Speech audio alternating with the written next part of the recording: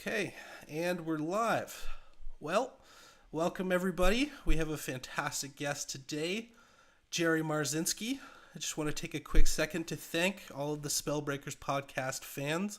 It was my birthday yesterday, and so I really appreciate you guys' support, and it's thanks to you guys we're able to have guests like today's guest, Jerry Marzinsky, on. If you want to support us, thespellbreakerspodcast.com or buymeacoffee.com/thespellbreakerspodcast. Today we have a very welcomed guest that I've been very excited to speak to for some time. Even though I'm on holidays here, getting over sickness and traveling, I wouldn't miss this one for the world because we have the legendary Jerry Marzinsky, a man who needs no introduction, but we shall give him one anyways. Out of respect, Jerry Marzinsky, BA/M education, is a retired licensed psychotherapist with over 40 years of experience working with and studying the thought processes of psychotic and criminally insane patients in some of the most volatile psychiatric institutions in the nation. I believe that's an understatement. Jerry is a commercial pilot, certified scuba instructor, and long-distance motorcyclist. Very cool, fellow motorcyclist. He has held the positions of second lieutenant in the Arizona Civil Air Patrol and assistant scout master. Thank you for your service. He was awarded the State of Arizona's Meritorious Service Award and the Pima College Apple Award of Teaching Abnormal Psychology. His formal academic training comprises a BA in psychology from Temple University, a master's degree in counseling from the University of Georgia, and 2 years of study in a PhD psychology program. He is the co-author of an amazing journey into the psychotic mind, Breaking the Spell of the Ivory Tower, and is currently hosting private practice in Arizona. His website, jerrymarzinsky.com. Jerry, welcome to the podcast. Thank you so much for joining us. You're welcome. Thank you for having me here. If it wasn't for guys like you, this information would never get out. And I guarantee you, the psychiatric mafia doesn't want you to hear what I have to say. That's for sure. Yeah, I've talked to a few psychiatrists about some of your theses and premises, and I would say that's an understatement as well. They don't seem to very much enjoy what you're saying. But I was just curious on that point. Do you have other psychiatrists that either quietly or not so quietly are starting to come around to some of your conclusions, or? I know 3 of them. Okay. One works in, well, I think 2 work in Romania and 1 works in France. Okay. And a couple of psychologists have contacted me. Also, you know, the evidence is right there in front of their eyes if they'll look. Mm-hmm. You know, I started studying the voices, maybe 35 years ago, and they're not what psychiatry says they are. Mm-hmm. You know, first of all, I noticed they ran patterns. They spoke in complete sentences. They spoke with complete thoughts, but these were all nasty, evil thoughts. I mean, nothing was good about them. They were consistently negative. They were anti-religious. Now, the psychiatric mafia insists that these things are hallucinations. They haven't done a single study on the voices. I mean, who's going to study a hallucination? Except they don't fit the pattern of a hallucination. Hallucinations are random. They're all over the place. They're positive, they're negative, they're neutral. They're all over the place. The voices run consistent, persistent patterns. And you can see those. Anybody who works with schizophrenics, anybody who has a schizophrenic family member can see these patterns themselves. And if they're running patterns, they're not hallucinations. And 2 of the most prevalent they're negative. It's one of the first things I noticed when I was working at this huge state hospital I started working at. There were 10,000 patients there when I got there. Mm-hmm. The place was the size of a small city. The voices, first of all, they don't teach you anything about the voices in psychology or psychiatry because they don't know anything about them.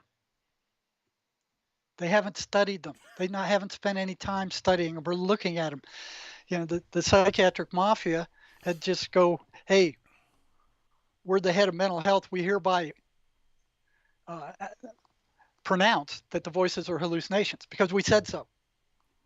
That's a bunch of bull. You know, if they run patterns, they can't be hallucinations. And two of the most prevalent patterns are negativity. They're consistently negative. They don't hardly say anything positive, and if they do, it's only to get the person and gig them, to get them to believe what they're saying. They're consistent liars. They're persistent liars. They lie about everything. You can't believe anything they say. Mm-hmm. Now, when I first got onto the front lines, because of the little we were taught about the voices, they said, oh, well, they're hallucinations. So I just assumed they were like uh, word salad, that they were all over the place, that they made no sense. They were just babble. That's far from the truth. They speak in complete sentences with complete ideas, and those ideas are very negative and dangerous. They're constantly attacking the person who is hosting them, and they're attacking anybody who tries to help them. They're consistently anti-religious. One of the first things I saw at the state hospital is one of the patients told me that when they repeated the 23rd Psalm, their voices reacted like worms thrown onto a hot frying pan. Now, what kind of hallucination would care about the 23rd Psalm? Why would a hallucination just be negative? What holds it on a negative pattern? These things are consistently negative. Why isn't it all over the place like real hallucinations? Why aren't they sometimes negative? Why aren't they sometimes positive? Why aren't they sometimes negative? Why aren't they all over the place like real hallucinations? No, they're consistently negative. Yeah. So I'm curious. I've listened to quite a few of your talks, and I'd be curious in your own mind, how did it evolve for you, right? So I know first you went through the training, you started working with patients. At which point did you have kind of an inkling that, hey, maybe the model that we've been told isn't exactly the full picture? Well, that was only after I got onto the front lines, past all the educational BS and the brainwashing that they put us through as far as what psychology is and what the mind is and what counseling should be. It was only, I mean, you look at how they hold people out from studying mental illness. In my entire 45 years on the front lines, working virtually every kind of psychiatric institution in the United States and spending the last 10 years of my formal employment working psychiatric crisis in big hospitals across Tucson, I have never, ever seen a researcher on the front lines, ever. And I've worked in a lot of institutions for many, many years. I've never seen a researcher on the front lines. They will not allow them on. You try to get a permission to do research in a psych hospital. Oh no, it's too dangerous. We can't risk you being hurt. Same thing with the prisons. When we had a visitor at the prison, they were, especially a legislature, they were surrounded by Department of Corrections staff, so they couldn't talk to the inmates. They couldn't talk to the staff. Mm. They wouldn't let them communicate with the people in there. Now, everything looked fine, both in the state hospital. You look at the grounds, they were beautiful, manicured. The outside of the buildings looked fine. But you get inside and it was a hell. Some of those buildings were just absolute psychiatric hell. Yeah. And they would just drug these people senseless just to keep them under control. Same thing with the prison. You walk into the prison, you won't see a cigarette butt anywhere. If one of the inmates throws a cigarette butt on the ground, all hell breaks loose. It's not permitted. You do not trash it. It looks pristine from the outside to fool the public, but on the inside, it's a can of worms. Same way with the psychiatric institutions. So they will not allow researchers into these institutions to take a look at what's really going on. All the research comes from the drug company controlled educational institutions. And believe me, they are controlled by the drug companies. They're controlled by Big Pharma. Virtually nothing gets published unless Big Pharma gives it the okay. Hmm. Yeah. Nothing gets funded unless Big Pharma funds it. If an institution starts putting out too much stuff that goes against what they want out there, they'll cut off their funding. Yep. So the United States medical system was taken over in like 1910 by Rockefeller and the Carnegie Foundation. They bought off Congress to write a law that no graduate school could graduate doctors unless they came from a university that taught pharmacology or Yep. pharmacological medicine. All right. So right away they cut off all other forms of medicine. You know, uh, Yeah. Just on that. naturopathy. Yeah. Just on that point for the audience, and Jerry, I'm sure you can expand on that. My understanding is that prior to Rockefeller University, that America was naturopathic, decentralized, with far better health outcomes. It was largely doctors. Yes, they had fields of study, but it was largely private practice, and they had taken they had educational backgrounds in various fields of study and medicine, and then the Rockefellers, who were previously the oil barons of the world, then realized, well, they could turn a barrel of oil into millions of dollars in pharmaceuticals, because pharmaceuticals Right. are derived from oil.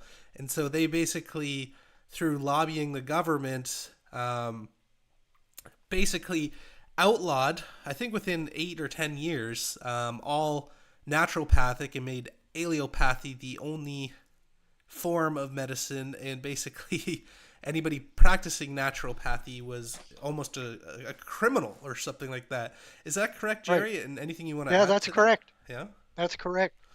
They put out something called the Flexner Report. They bought off Congress to pass laws that they had to go through this pharmacological medical education. Nobody could graduate medical doctors if they didn't come out of one of these institutions. So at that point, they knocked off naturopathy. They knocked off Tesla's violet ray. They knocked off uh, acupuncture, any other kind of form of treatment. Yep. They killed. You know, and they made a fortune doing it. In So terms of right, the history of schizophrenia, what what can you tell us? Because it's my understanding is that it's increasing quite a lot today. Would you say that schizophrenia? Do you know much about the history, say going back pre I Rockefeller do, University, or? and yes, and it's all in my book here, the whole history of psychiatry and mental health treatment. The whole thing is in here. Right. Yeah, guys, make sure to It's pick that up. an amazing journey into the psychotic mind, and the kind of stuff they were doing was totally ridiculous. I mean, there was um, they had something that would they spin these people around until they threw up. Um, they would had these contraptions where they were basically what they were trying to do was control these people Yeah. because before they came out with the uh, phenothiazines, which were Yep. discovered by accident in a German dye lab. Right. I mean, so here's pharmacology going, big pharma saying, well, we have to charge a horrendous amount of money for our drugs because of all the research we put behind them. The antipsychotic drugs were discovered by accident Yeah. in a dye lab in Germany. They were um, what do you call it? Extracted by the French, and they were tested in the United States. So before these phenothiazines came out, the only way to deal with these psychiatric patients was to stuff them into a straitjacket. Right. Now that required a battle. You know, people were getting hurt, patients were getting hurt, attendants were getting hurt, trying to stuff these wild people into a straitjacket. So they tried to test these drugs in Europe, and at that time they were Freudians, so they didn't want anything to do with this stuff. So they came over to the U.S. and tested it in one of the psych hospitals here, and they found they could dumb up the entire population of that hospital and make them docile, and they're walking around like zombies, and that was great. That was a wonderful uh, thing for them. But before that, they would stuff them into baths with hot and cold water, and, baths with ice cubes in them. They would give the woman douches with all kinds of crap and these needles that they would stick in there. Oh my God. They would put them in coffin-like structures. They would hang them from the walls so they couldn't sit down. They would inject uh, malaria into these people. Oh my They God. would induce seizures. These seizures, when they were seizing up, after you seize up, you don't feel like causing any trouble. They Yep. would they would give them emetics, things to make them throw up. And after you throw up, you don't feel like causing any trouble.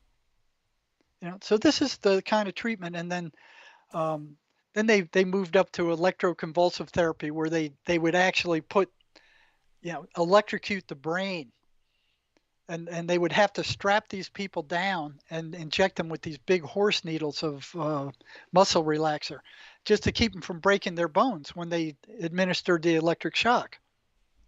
So they were doing that at Central State while I was there. They were doing 3,000 of those a year, Wow. and each one of them destroyed brain cells, Hmm. just like the medicines they're using today. They make you think that these phenothiazines they're using today for schizophrenia are safe. They're not. They found that with extended use, they actually shrunk the brain. They rotted out the peripheral nervous system. And when they found that out, that these researchers that were doing autopsies on these long-term psychiatric patients, they published this. I don't know how they got it out past the universities, but they did. And when it came out, the psychiatric mafia and big pharma freaked. They went, well, it's not our drugs, it's the schizophrenia doing that. You know, they they blame it on the schizophrenia. So what the researchers did, they went back and they gave these drugs, these antipsychotic drugs, to mice and rats and monkeys, and found that their brains shrunk also. So not only are they not curing anything with these drugs, they're actually killing the person's brain. Hmm. And they went nuts when that was published. And it's not known. These are some of the most dangerous drugs used in medicine today. Yeah, The they. side the side effects are absolutely horrendous.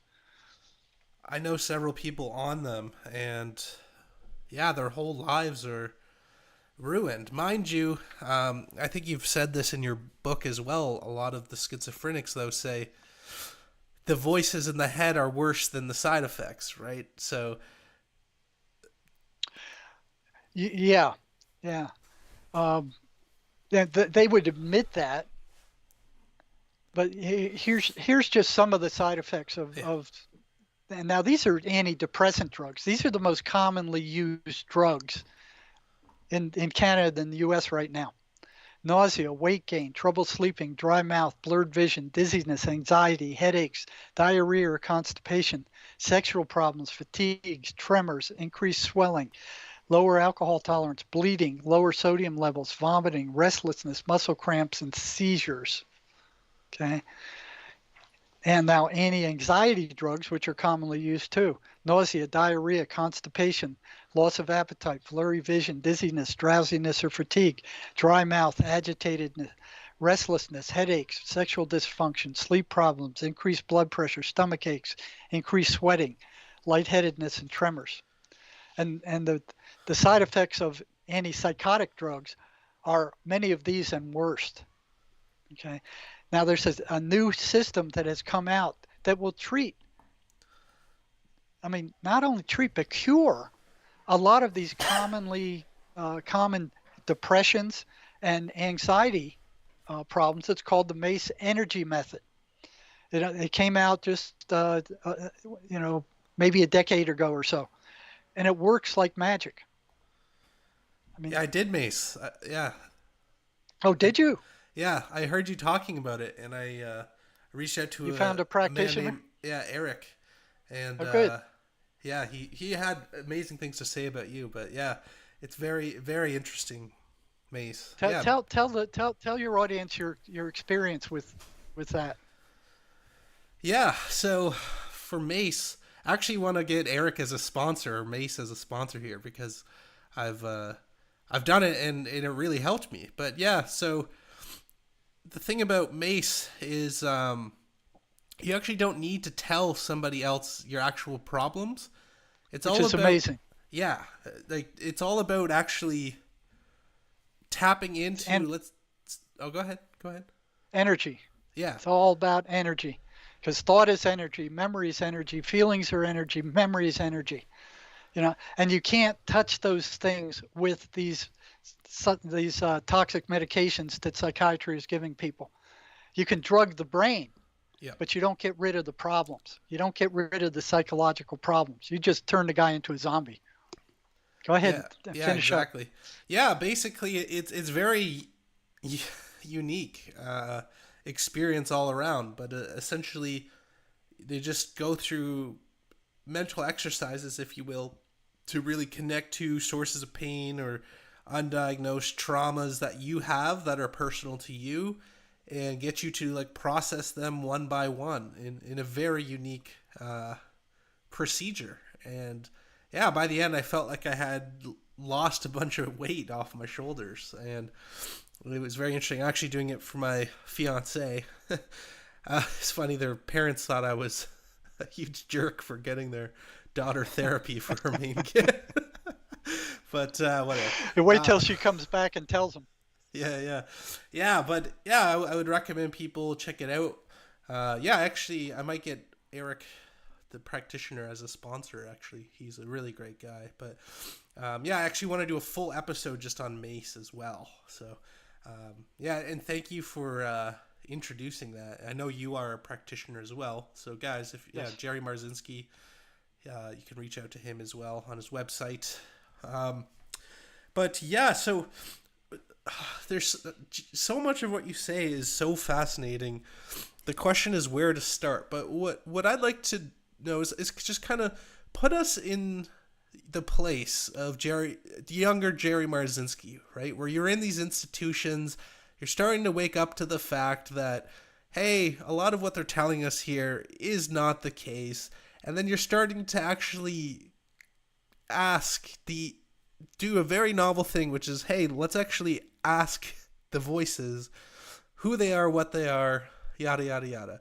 So, yeah, put us there. What was that experience like? And how did it kind of evolve for you? Like, was it just, let's try this because nothing was working? And yeah, walk us through that, Jerry. Well, kind of where it started was I remember in undergraduate school in a abnormal psychology course. Now I never trusted authority ever. Yeah. I was raised that way. Yeah. It was just in my blood. I didn't trust authority. So I went into psychology. What I hated about psychology was that except for experimental psychology, you could not test out anything that they were saying. Right. You had to just take it as at face value. These scores of courses, all this information that they were making you memorize and spit back to them. Yeah. You had to trust them, and that was the truth that they were telling you. I didn't like that. I didn't like that at all. And you could not get access as an undergraduate to any psychiatric institution. Even as a graduate, in graduate school, I could get into a prison with the professor's help, but they would not let you into a psychiatric institution. They would not allow you to investigate.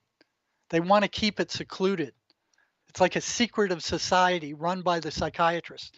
Researchers are not permitted. Okay? So I came in from the inside, which is Right. really the only way you could get in there. So Yeah. I had to jump through all those friggin' hoops to get in there. You know, undergraduate school, graduate school, PhD. You had just to get in the door. Yeah. And then they figure if they let you in there, okay, you're brainwashed enough to believe all the crap that they taught you. Yeah, if you made it this You know, far, you're probably you towed the made it line. that far, you're brainwashed. I mean, you're gonna run the program. You're gonna behave like they want you to. But in undergraduate, I remember they uh, the professor gave us a paper to read, and basically what it said was that if two psychotics met each other and they both thought they were, Trudeau, one of them would have to give way. One of them would have to change and say, well, okay, you be Trudeau, I'll be George Washington or something like that. I read that and I go, even as an undergraduate, at 19, 20 years old, I'm like kind of going, well, why would that have to be? I mean, why would one crazy guy have to change because another crazy guy had the same identification? That, Right. that doesn't make sense. But there was no way to check it out. So fast forward probably another maybe 10 years. I was on the second floor of a big psychiatric institution. I was making my rounds, and I saw this guy. I was starting to notice that um, the voices that these people were hearing weren't, uh, verbal cabbage. I mean, they weren't just, you know, nonsense. What it sounded like was listening to somebody on one side of a telephone conversation. They were carrying on coherent conversations with somebody I couldn't see. Now I could hear their side of the conversation. I could hear the arguments. I Yep. could hear the voices getting loud. I could hear them getting upset. But it was very difficult to try to get close enough because when you got close, they'd shut up. Okay? So I was on the second floor of the Whittle building at that time, a psychiatric hospital, one of the psychiatric units I was assigned to. And I saw a new guy on the floor, and it was my job to kind of keep an eye on everybody in that institution. Anybody was going, we were like spies for psychiatry. If anybody was losing it, we would have to snitch them off to psychiatry, and psychiatry would drug them. And that's all we knew back then. That's what we were taught. That was the only remedy. That was the only treatment for psychosis, was to have the psychiatrist drug people. You don't, and you could see that regular counseling didn't work with these people. I mean, you could talk yourself till you were blue in the face. It didn't have any effect on them. It was like shooting a rhino in the butt with a BB rifle. Talking to them didn't phase them. There was no logic. Whatever was driving them just blew past any kind of talk therapy like it was hot air. Nothing. You know. So the only thing that we had that worked were the phenothiazine, these heavy-duty major tranquilizers. Hmm. So I was making my rounds on this unit, and I saw this one guy, and he was walking through the day room. He was talking to his voices. You could hear one side of the conversation. So I kind of snuck up behind him, trying to, okay, what's he saying? And when I got close, he caught me. So he turns around, he's looking at me, and I said, "Oh, I'm Jerry. I'm the psych for this unit. I haven't seen you here before." And I said, "What's your name?" And he says, "I'm Jesus Christ." And I look at him and I think back and I go, "No, no, you're not Jesus Christ because I am." And I'm sitting there going, "Okay, now what's he going to do?" I was thinking back to what that abnormal psychology paper told me years ago. I said, "Is there any truth to this?" I finally had a chance to check it out.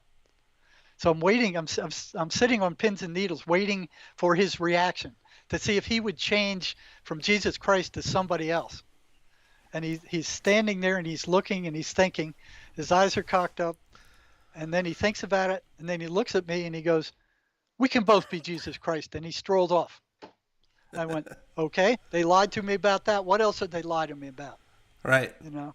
So right away, my suspicion had increased, and I'm on the lookout for other stuff. So one of the things they told us was that the voices were hallucinations. Okay, they hammered that into your head. They're hallucinations. They're hallucinations. They're hallucinations. No research. Nobody studied it. Nobody did any studies on it. The psychiatric mafia just went, "We hereby declare that they're hallucinations because we said so." Yeah. Yeah. I didn't trust them any more than I did anybody else. So, when I saw that these so-called hallucinations were running patterns, and two of those major patterns, the two first that I discovered, were that they were consistently negative. Mm-hmm. What held them negative? Why were they on a constant negative trajectory? Why weren't they random like hallucinations? And then the other question was, what held them on that negative trajectory? Why weren't they random? I didn't know back then. All I knew is that this was a consistent pattern. They were consistently negative. Mm-hmm. And if they're consistently negative, what is holding them on a negative trajectory? Right? The second thing I saw was that they were anti-religious. They didn't like the Bible. They didn't like preachers. They didn't like the church. They didn't like anything spiritual at all. The patients who I started questioning patients who went to church because they felt like something's wrong, something's evil, something's bad. I'm going to go to church and see if I can't fix this. Those people who decided to do that broke into three different sections. If the voices were weak, when they entered the church, the voices would shut up. If the voices were moderately strong, when they went in the church, they would kick up and try to drown out everything the preacher was saying. Okay? If they were very strong, they would actually drive them out of the church. These people would get up and run out of the church. Okay? So why would a hallucination be anti-religious? Why would a hallucination care? Okay? Those were only the first of 23 that popped up over time. And all these patterns are on my website under articles. So it what the psychiatric mafia did is first they blamed it on mothers. They said, "Oh, the mothers screwed something up. They did something to make their sons or daughters psychotic." And the mothers went, "Hey, we didn't do anything." So that was visible. So what they did, the psychiatric mafia and big pharma, they kicked it up to it's a genetic disorder. They got away with that for like 10 years until the geneticists caught up with them and said, "We don't find a schizophrenia gene. Yeah. There is none." So then they needed to have some reason because they didn't know what caused schizophrenia. They didn't want to see what caused schizophrenia. They didn't even want to look there. They were making billions of dollars selling their antipsychotic drugs. They don't want a cure for schizophrenia. They have reduced research into schizophrenia down to a dribble. They're making $14 billion selling these toxic antipsychotic drugs right now. They don't want a cure. All right. So it was easy to debunk the mothers. So they kicked it up to a place where 99% of the population could not investigate genetics. You had to be a biogeneticist in order to debunk that. It took a decade or so, but they finally did. Well, we don't find any genetic gene. So then what they did was said, "Oh, well, it's a combination of genes." Well, we don't see any combination of genes either. So that fell by the wayside.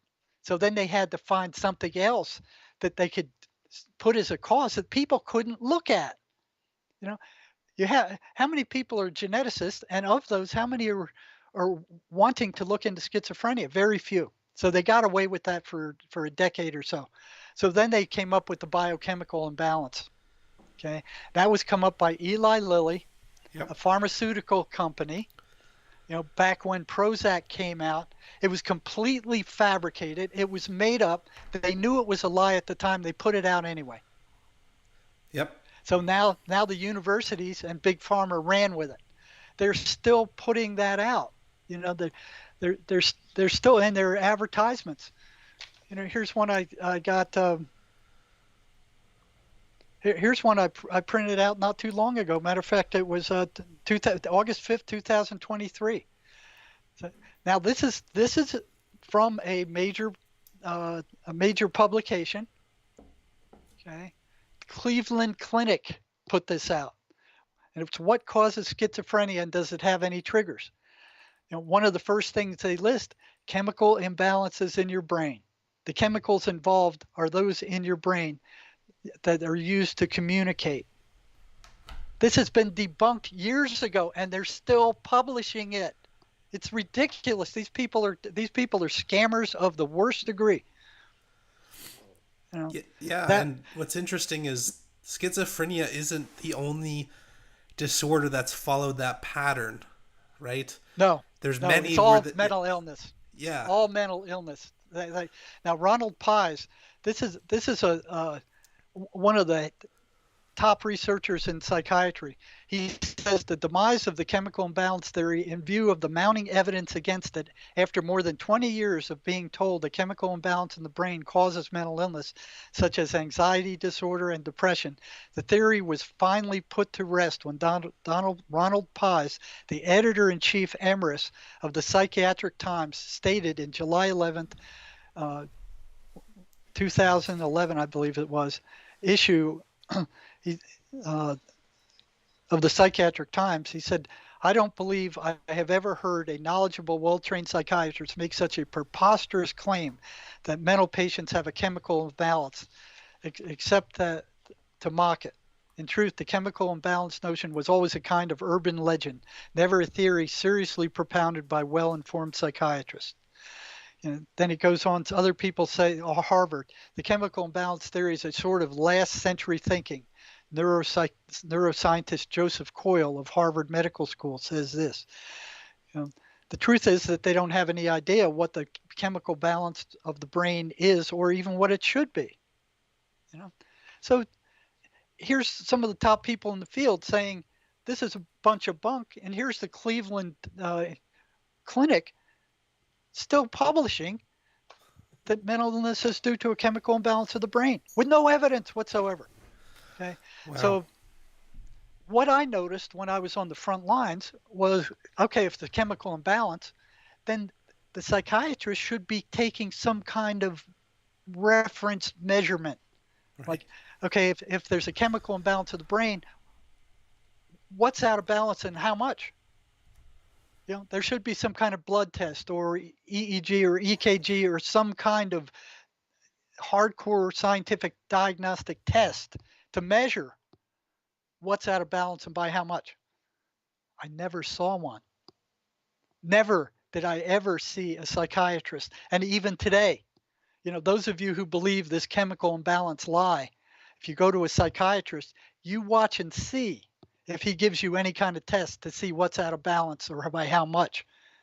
They won't do that. They'll look at you. You'll come out of that psychiatric office with some kind of drug that has toxic side effects, but you won't see them take any kind of measurement as to what biochemicals are out of balance or by how much, because they don't know. They don't even know what the chemical balance of the brain should be. It's a fabrication. It's a lie. It's a deception upon the entire planet. yep, And they're for getting sure, away with this. yeah, So that was the first thing I noticed. yep, That didn't make sense. Okay, if it's a chemical imbalance, why aren't they taking some kind of ground measurement? Why aren't they taking a baseline of some kind? It's just not happening. So I asked one psychiatrist one day. I said, where's the baseline? How come you guys aren't testing? Oh, the drug companies do that for us. It's already handled. And I'm like, in the back of my, I'm thinking, what is the matter with you? That's like letting the fox loose in the hen house. What are you thinking? Of course, I couldn't say that to them because they're so friggin' arrogant, they'd go nuts. So here's all these things that are not lining up. They're not making sense. So that was the second one. So the voices are running patterns.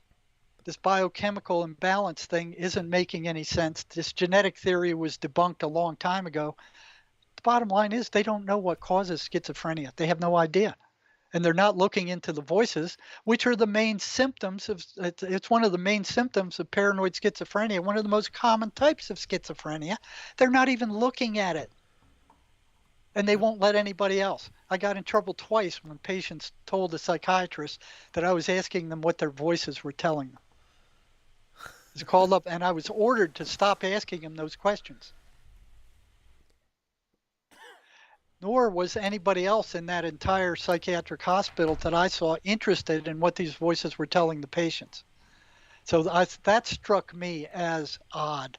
I mean, I wanted to know what the voices were telling them because it was a big part of what was going on with them. But Nobody else was the least bit interested.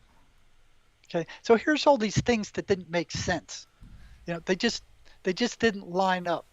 Um, they all these contradictions, and I'm like, okay, what's with this stuff? You know? So Yeah. So just on that note, so I grew up with several people close to me who had severe mental illness. One severe bipolar, another schizophrenic, and even when I was a kid, they were still doing. They almost did electric shock therapy, right? Even at my time, 20 years ago, and good you didn't get that. yeah, it wasn't for me. It was they were proposing it for a loved one, but I've heard you just talk about all of the horrendous treatment that these people got over history. You know, you outlined some earlier on our call here, but you also, lobotomies, electric shock, all of these things, and so I'm curious, because I think one of the biggest things holding back not just the medical institution but science, all of this, is the almost religious adherence to materialism, right? That they have to Yep. explain everything through a Right.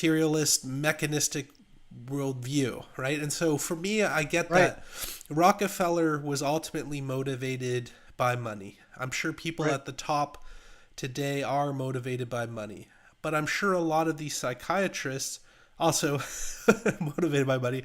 But I know a lot of them are probably very well meaning, but they're stuck in this materialistic worldview and model. So I guess, do you think there's any way for people to kind of take some of the insights you've garnered without, having to accept that these are actual entities? Or, yeah, I'd be curious. Well, that because that's what they are. Yeah. That's what they are. These things are entities. They speak in complete sentences. They invade the person's um, thought processes, and so we're surrounded by these things. They have to, at some level, have your permission Mm-hmm. to enter. Yep. Okay, so uh, you look at what's happening today. I mean, these Satanists all over the place. This hard rock music with satanic messages in it. This backmasking stuff. I mean, you look at this. These trans fools taking over. The rights of everybody. Yeah. You know that males competing in female sports. I mean, everything's upside down. I mean, this is a humongous battle between good and evil going on right now. People need to wake up. You know, these voices are, you could call them demons because that's what they act like. Right. They're completely destructive. And if you go through those 23 patterns I outlined, you'll see that they're very destructive. They hate the human race. They hate the person they invade. They are parasites. They drain their energy. Yep. So and what makes them so devastating is they sound just like your normal thoughts coming through your head. The thousands of thoughts you have every day. So they come and they enter your thought stream and they put thoughts into your thought stream. So your thoughts they're they're energetic. These entities are energetic. Yeah. After a shock treatment, they disappear for a while. They apparently don't like electricity. Yep. Wow. What's so amazing is I've been interviewing several authors, all different backgrounds. Some talking about extraterrestrials and Christians and all of that. And so much of what you say lines up exactly with what these people are talking about. So I'm very thankful for your work and the fact that you're bringing all this to the surface, and a lot of the pieces are connecting. I'd just be curious first, Jerry, were you a religious person going into schooling? I kind of, but not much. I mean, I didn't go to, I had a bad experience, and this is one of the things with not trusting authority. Uh, and I was in the Boy Scouts. I was going for the Scout merit badge. badge rank there. And one of the things we had to do back then, it wasn't like today. We had to memorize the entire Morse code. Okay, yep. You know, that wasn't fun. So I jumped through all the hoops. I met all the requirements, and my dad went to my scoutmaster and said, I wouldn't give him that rank. He's not reverend. He doesn't go to church. Okay, yeah. You know, so here I was held up. You know, the scoutmaster saying, no, I'm not going to give you the rank. You don't go to church. So I Yeah. said, okay, how long do I have to go to church? He said 6 months. I said, okay, 6 months. It is. I went to church. The scoutmaster contacted the preacher. Didn't learn much in the church. Saw that the preacher was having an affair with one of the parishioners. I mean, Yep. that was clear. I've been there Okay, too. so I learned that, and then I got done my 6 months. I said, okay, I'm done my 6 months. Here, give me the rank. And he contacted the preacher, and the preacher said, yeah, he attended regularly, but he didn't set the world on fire. You know, so the scoutmaster comes back and goes, well, looks like you didn't get much out of that. Not giving you the rank. I said, you broke your word. I quit. I'm done with the scouts. And I quit. You know, so he gave me that rank. Like maybe 20 years later. A few years before he died. Right. He realized the error of his ways. Right. But Yeah. that turned me against religion for a long while. So, I believed in God. I believed there was a God. I wasn't any holy roller or anything like that. Yeah. Yeah. I didn't read the Bible a whole lot. I didn't pray a whole lot. But once I got into the state hospital and I saw what was going on, I went, well, if there's this kind of evil going on with these Yeah. people, there's got to be a flip side of it. When I saw that these voices could not stand the Bible, they could not stand the 23rd Psalm. A patient told me one time when he repeated the 23rd Psalm, those voices reacted like worms thrown on a hot frying pan. Wow. So I started thinking, well, there must be something to this religious stuff. Yeah. So I, I came at it from the opposite direction. yeah. So I'm going, okay, if the negative side exists, the positive side must also exist. So I Yeah. went looking on the positive side also. No, I really appreciate you sharing that. I've been the same. I was actually raised by a pastor. He turned out to like have an affair. He was a really bad person. I've seen so much horrible stuff in the name of God and deferred, and given grace because the person is in a position of authority. There's great pastors out there. I know great pastors. Most of it, though, honestly, it's just a weird cult and narcissism in these churches, But when you start to really understand the nature and reality of evil, it shakes you awake. That's for damn Yeah, sure. yeah, it does. And I started having things happen to me that proved beyond a doubt that there was a greater force on this planet than these evil things.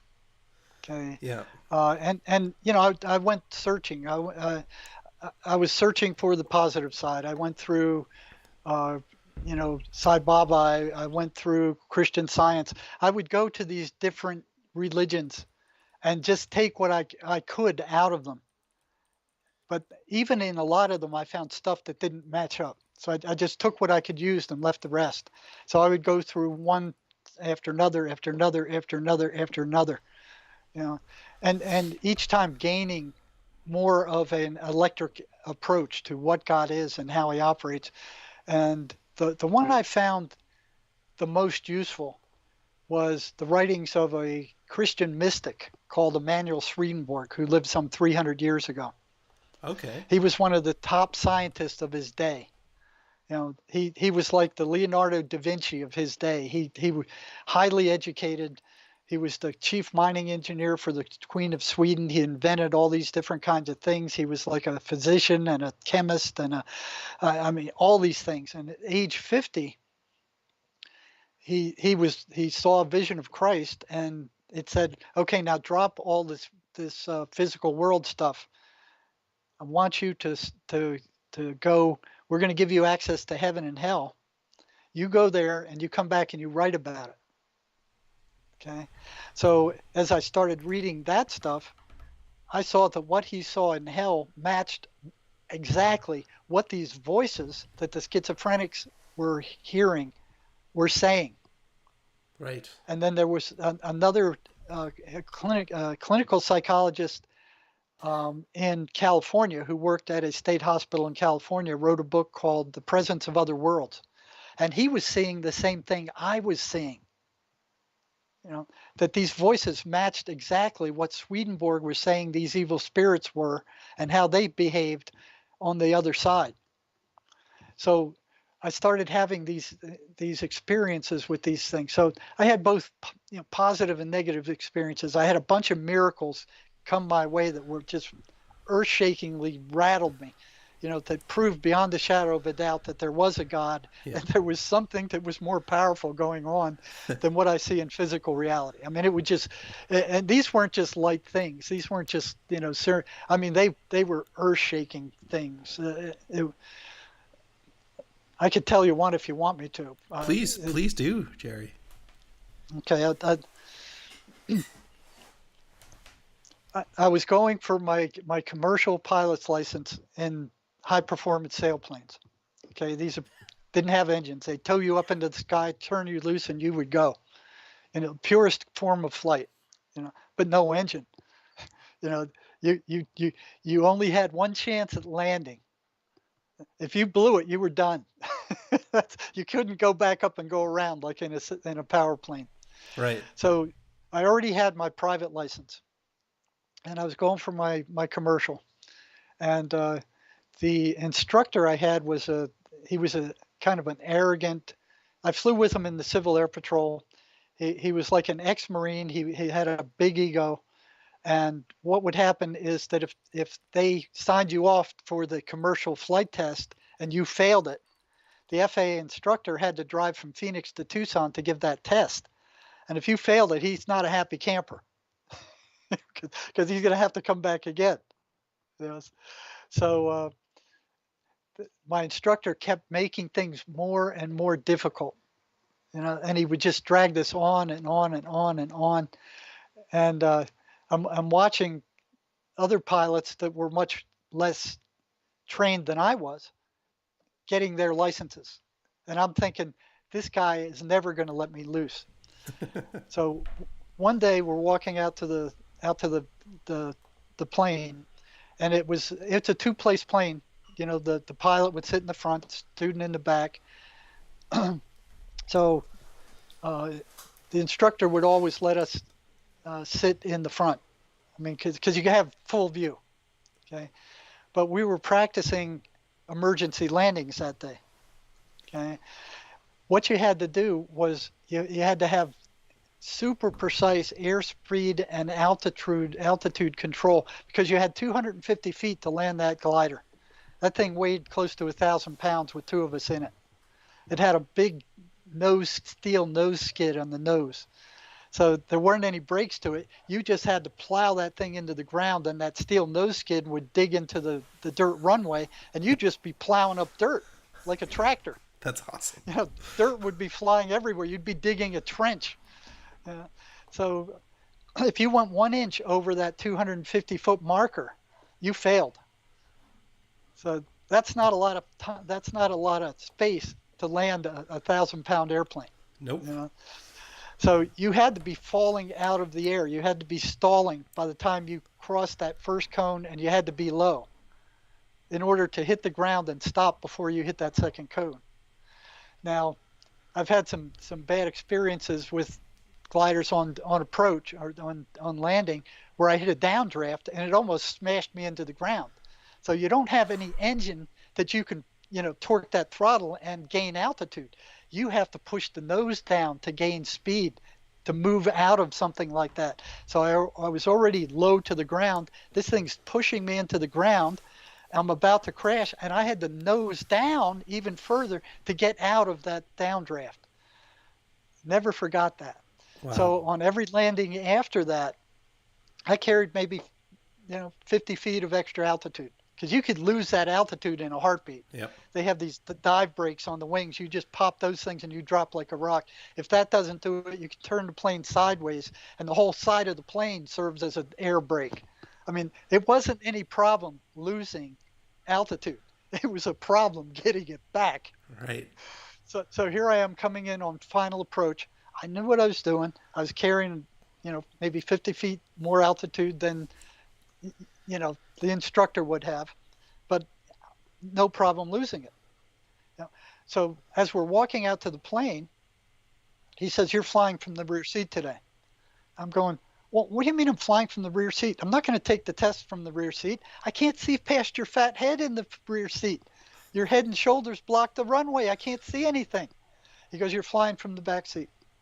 And I'm going, this guy, I was furious. I was absolutely furious. So here we are going around.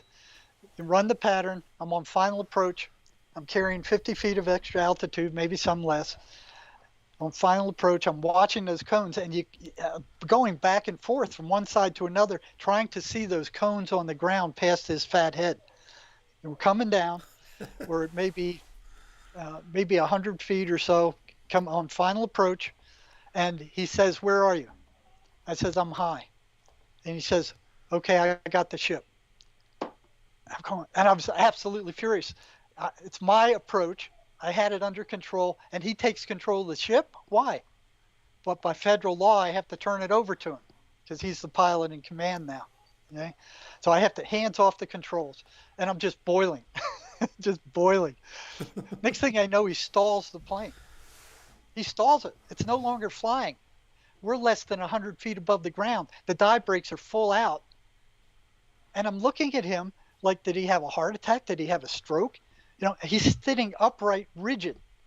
So he's not humped over like he had a stroke or anything. It was like he's just sitting there rigid.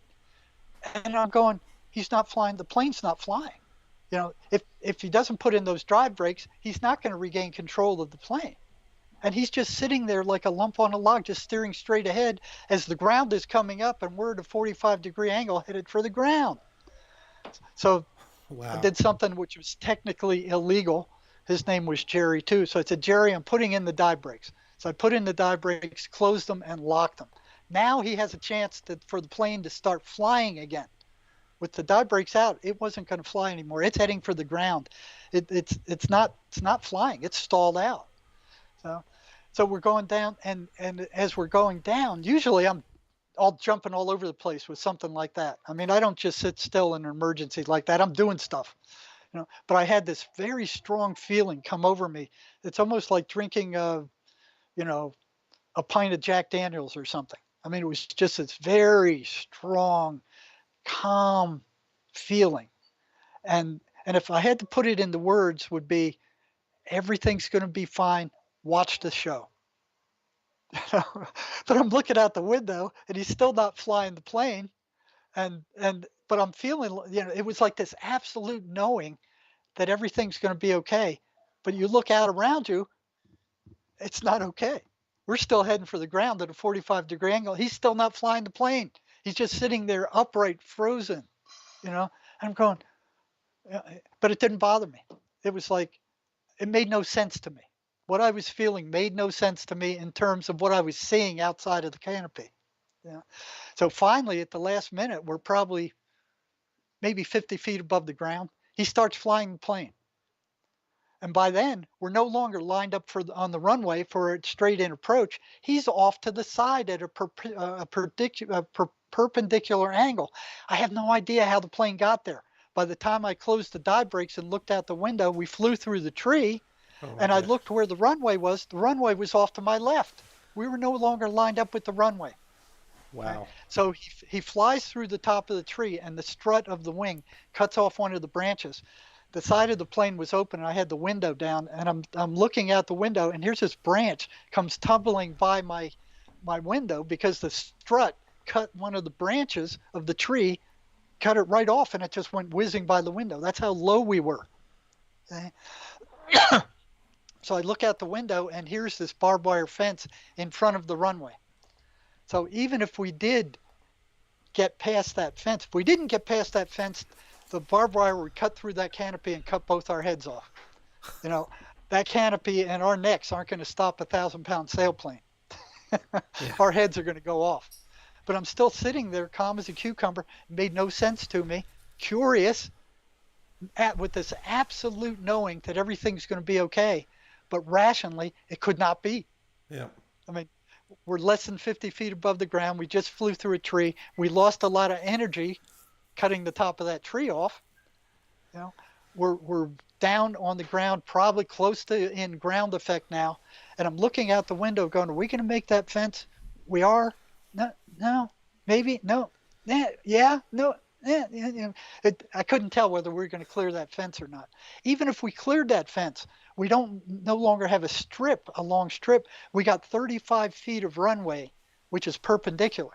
That's not enough to stop that plane even under emergency conditions.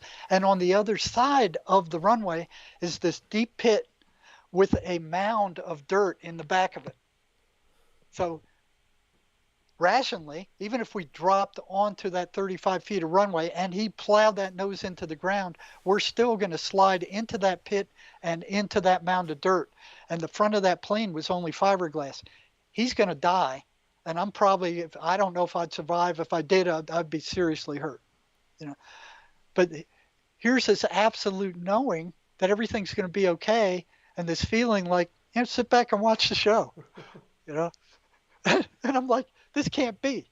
You know, I'm not reacting like I normally would ever react in a situation like that. I'm calm as a cucumber, curious about how we're going to get out of this, knowing that somehow we are, but it made no sense in terms of physics and flight and everything I knew about aircraft that we were going to survive this. There's no way.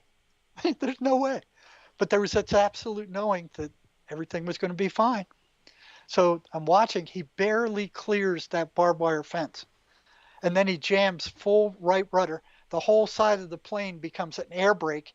And what didn't make any sense is now that the wing trip is now moving in the direction we're traveling. The whole side of the plane is going sideways. Okay. So what should have happened is we should have hit the ground, and then the momentum should have slammed the plane's wing into the ground and broke it to pieces. That's not what happened. The plane stalled, dropped like 20 feet straight down, slammed into the ground, and just balanced on the wheel. Just sat there and balanced. The wings were flat out. Instead of it hitting the ground and flopping over and breaking that wing, it just balanced. And it stopped, and it just balanced there for a few seconds with the wings just level on the ground. This big cloud of dust flying up in the air. All these people from the sailport porch come running over. They're dead. You know, like what? There's a serious crash. And that plane's just balanced on the ground, and then it just slowly tips over and falls on the wing. And I'm sitting there like totally amazed. It shouldn't have. This shouldn't have happened. We should be dead. You know. And he's sitting there in the front seat, and I'm looking at him. He's not moving. Finally, he moves. He opens up the canopy. He doesn't say a word. We both get out. Didn't say a word to each other. We both walk around that plane looking. You could hear the wings oil can when it hit. They were metal wings, and you could hear like an oil drum, crunching. We circle that entire plane, and there's not a scratch on it. There's no damage whatsoever at all. And I'm just completely blown away. These people run up, from the porch, and I look at him, and I said, Jerry, what happened? And he looks at me and he goes, I don't know. I don't know how he ever talked his way out of that one. Yeah. So in things like that would happen to me. So it was like, okay, if you don't believe there's a God, explain this. Yeah. I shouldn't be talking to you right now. I should be dead. Yeah, I've had four times when I should have been dead and was fractions of a second. Yeah, me one too. actually, twice motorcycling actually. One time I hit a car at T-boned it at 70 kilometers an hour head on. Oh, and I walked away. walk, Oh, whoa. and all the EMS people, they all said you should be dead, buddy. I've seen, and it happened in slow mo. When I hit it, time slowed down, and it felt like I just barely tapped it, right? And then their whole back of their car was just mangled, and I only had a 250cc little dirt bike, totally crumbled, and yeah, a few others as well. But it's proof for God for me, but it also feels that there's a responsibility now. It's like, hey, you know, I feel like God has saved me and protected me. It almost feels like a responsibility that like, what are you gonna do Yeah, with your life now? right, right. You can't be acting like an idiot like before. Yeah, yeah, it's heavy. Eh? Yeah, It's like yeah. the ultimate blessing, and then it feels like the ultimate responsibility. And part of me feels like the rest of my life is it's just under God's will now. You know what I Yes. mean? Like, you should have died, you didn't. So, like, God, tell So, me what you need me to do. Like, right. yeah, I'm in the same place. yeah, yeah, I'm exact same place. I got hit by an old lady who was like 2 weeks out of a heart uh, operation. I was coming out of the prison, and there's this curve and this hill, so you couldn't see around it. I looked to my left, I looked to my right. I didn't look to the left again, which was a bad mistake. I pulled out into the road. I saw her coming. She had me T-boned. I mean, I was in the middle of the road yeah, and was on a gold wing. She's coming at me at a high speed. I didn't want to turn the throttle so fast that it would hesitate, because if it hesitated, yeah, I'd be dead. yeah. You know, so I tried to do it as quick as I could without risking that hesitation, and she clipped me.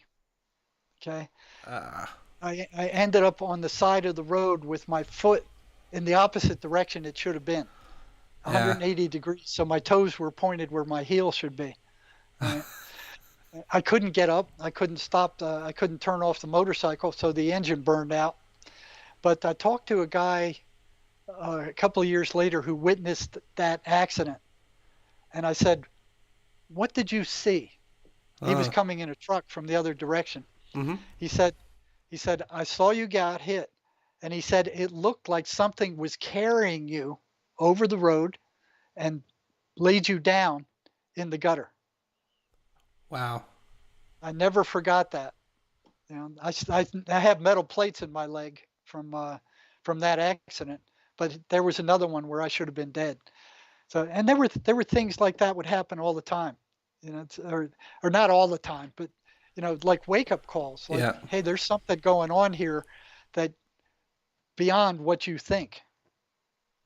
Yeah. And I think one of the calls that I have is to wake people up to the fact that these voices that schizophrenics are hearing are not hallucinations. yeah, They are evil, demonic entities bent on destroying those people and anybody around them. yeah. It definitely ties back in there. And again, yeah, I really want to thank you for your work.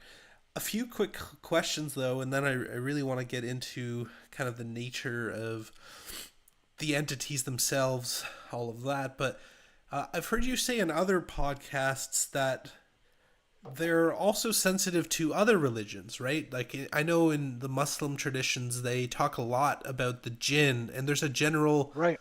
higher understanding amongst the Muslim population about these types of entities and their reality, whereas most Christians in the West, they just think it's a far off concept, right? So, You know uh, what? And that's the work of these negative entities. That's exactly what they want.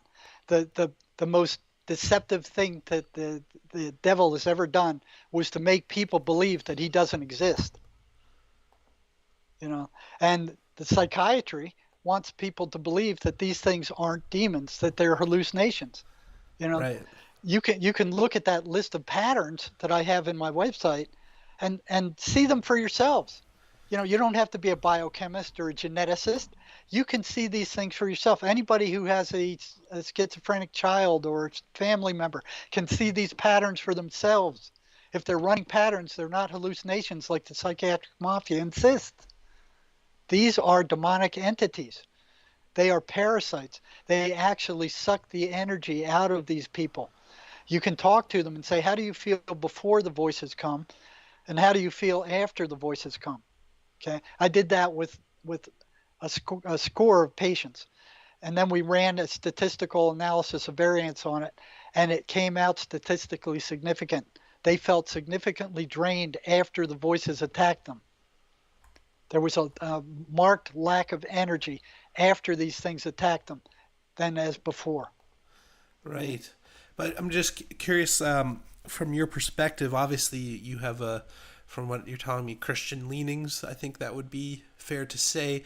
Do you think, in terms of armor or protection against these guys, do you see Christianity or Jesus as unique in terms of a way one can protect people from this, or do you think Muslims or other faiths as well, like calling on God of their understanding, is equally as effective? Yeah, the Muslims are much more aware of these things than we are. Matter of fact, they have they have their own prayer. I mean, to get rid of these things. Um, it's in the Quran. It's a very short, powerful prayer. Chapter 114 of the Quran says, "In the name of God, the gracious, the merciful, say the following: I seek refuge in the Lord of mankind, the King of mankind, the God of mankind, from the evil of the sneaky whisperer." So they're aware that these things whisper things in people's minds. They whisper to them. Who whispers into the hearts of people from among the jinn and among the people. Wow. So they are much more aware that these things are out there and affecting them than I think Christians are. Yep. That's very dangerous. That's Yeah. very dangerous. The Christianity has kind of, oh no, we don't want to pay attention to that. We'll just pay attention to the good things. Thing is, that leaves them wide open. It's Yep. like being in a dark room full of rattlesnakes and not realizing that they're there. You're going to get bit in the butt. They Yeah. are there. They're getting everybody. Everybody has thoughts that pop into their head that are completely negative, telling them to do something that they would never normally do. That's them. Yeah. They put those thoughts in your head. And I've had scores of schizophrenics ask these things. Who are you? What are you? What do you think their answer was? I'm you. Yeah, we're you. And if you believe that, you become them. Right. Wow. So, yeah, it's heavy stuff. I'd be curious. Do you think also though it's a double-edged sword? Do you think somebody being aware of these entities could also leave you open for attack? And because my understanding as well is they didn't like you prodding around, No, they right? didn't. They didn't. Not at all. So, they will go after, if they can bring down a preacher, that's a big one. Like the preacher you talked about, like the one that affected me, you know, um, there's many different kinds and they specialize in different areas, you know, and there's a hierarchy of them. There's some that are the leaders and they command the others, and they have these specialties that they move in. It's like pornography, um, blasphemy, adultery, you know, all this kind of stuff. You know, they're behind that. It'd probably be safe to say that any sin committed by a human being is motivated by these things, because you're born pure. You don't have any evil entities in you when you're born. Right. Right. So, So do you think? Go pushing ahead. them away and saying, oh, we're just going to ignore them and concentrate on the good side is leaving you open for attack. Mm, You need to be aware of them. They're constantly at you. They're at all of us. yeah. Yeah. Yeah. Okay. I appreciate that. I so first, I want to start with the schizophrenics because I know several schizophrenics, and almost exclusive to all of them is a very deep belief in God, in that they are being attacked. Right there is this demonic, good versus evil. That's their lives, right? It really feels like they're like, even when I was a child, I concluded what your work has concluded, that it seems real to me. Like I just knew. I'm like, yeah, these guys are actually suffering this, and people are like, no, no, no. Um, but I'd be curious, not what makes schizophrenics unique. Is it the fact that they've had trauma? Is trauma a prerequisite? Like what? Like Trauma is one of the biggest factors involved in all mental illness. right, Trauma, and the deeper the trauma, the more substantial the mental illness. So you look at, I found this not long ago. You look at what's happening on the planet. In the past 200 years, over 100 million people on the planet have lost their lives because of war. yep, War is propagated by these evil entities. Over a time span of 3,358 years, only 234 of those years were peaceful. yep, So you look at what's going on in this planet, and when when God banished Satan, he didn't banish him to a hell, he banished him to the earth. They right, were sent to the earth. They are the rulers of this planet. They can't communicate unless they can take over a person. right, So, and their access to physical reality is through taking over people yep. and getting them to do their bidding. If they can't do that, they don't have a voice. Yeah, it's this concept. It keeps coming up again and again of disembodied spirits. Some say it's the Nephilim. They came down interbred. They died, but their spirit was trapped here, kind of in the astral, right? And well, maybe we could get into that. So, I mean, you've started to lay it out here, but can you paint us a picture of your worldview? Like, what is reality? Where are we? Where are these entities? How does the interaction work? I'd just be very curious to understand your worldview in that respect. Well, I can tell you some of that. I mean, what is reality is Yeah, a bit of that's like this dark hole that just keeps, the deeper you go into it, the more complicated it gets. But yeah, we're surrounded by these things. So I think for anybody who really wants to dig deep into what spiritual reality is I would recommend they go to a book called Heaven and Hell by Emanuel Swedenborg. okay. Okay, he talks of that. Now there's another fella who wrote. Uh, Let me see. He died and was given a tour of hell. Whoa. I have his name somewhere. His writings are fascinating.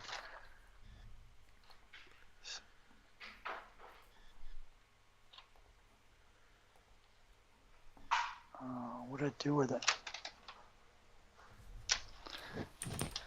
Hold on, let me see if I can find that real quick. Yeah, no problem. I just found Heaven and Hell. Yeah, guys, the PDF's free online. I'm gonna definitely check that out. I hadn't heard about this guy, but I've heard you reference him, Swedenborg, a few times. Emanuel Swedenborg. Yeah, he wrote Heaven and Hell and a bunch of other uh, important stuff. Wow. Okay, I'll definitely check him out. I'm looking for it.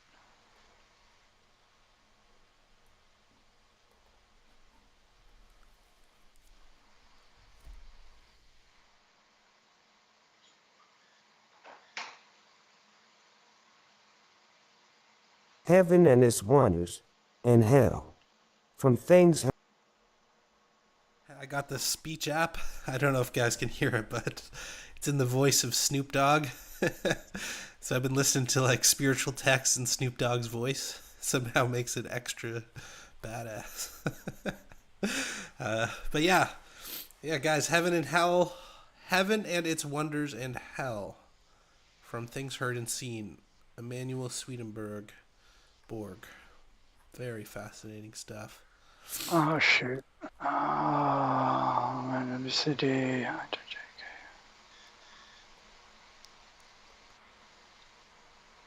Okay. Oh yeah, they heard it on the stream. Here, I'll play, guys. The while you guys are listening, I'll play it in Snoop Dogg's voice. One, You won't be able to hear it, the Jerry, but Lord, they can. speaking Okay, in the I presence can't of his find it. disciples of the consummation of the age, which is the final period of church, one says, No, near I the end of can't what he find it. foretells about its I got it successive somewhere, but I states can't in find it. respect to love and faith. Oh, it's all good. It's all good. Just having a little fun there. Um, yeah, but so I've been interviewing people. They speak about the extraterrestrial agendas, Christians about the Nephilim, and a lot of them are painting a picture. And then also in my own research, I'm very interested in non-local consciousness and like simulation theory, holographic universe theory. And as far as I can tell, my kind of current worldview is that our current reality is almost like a shared or collective dream, right? Like when we peer deeper and deeper into the atom and nature of reality, it's all empty, and it seems to manifest from the spiritual realm. That the spiritual realm or astral Yes. realm, what have you, is paramount or more fundamental, and that we exist in both.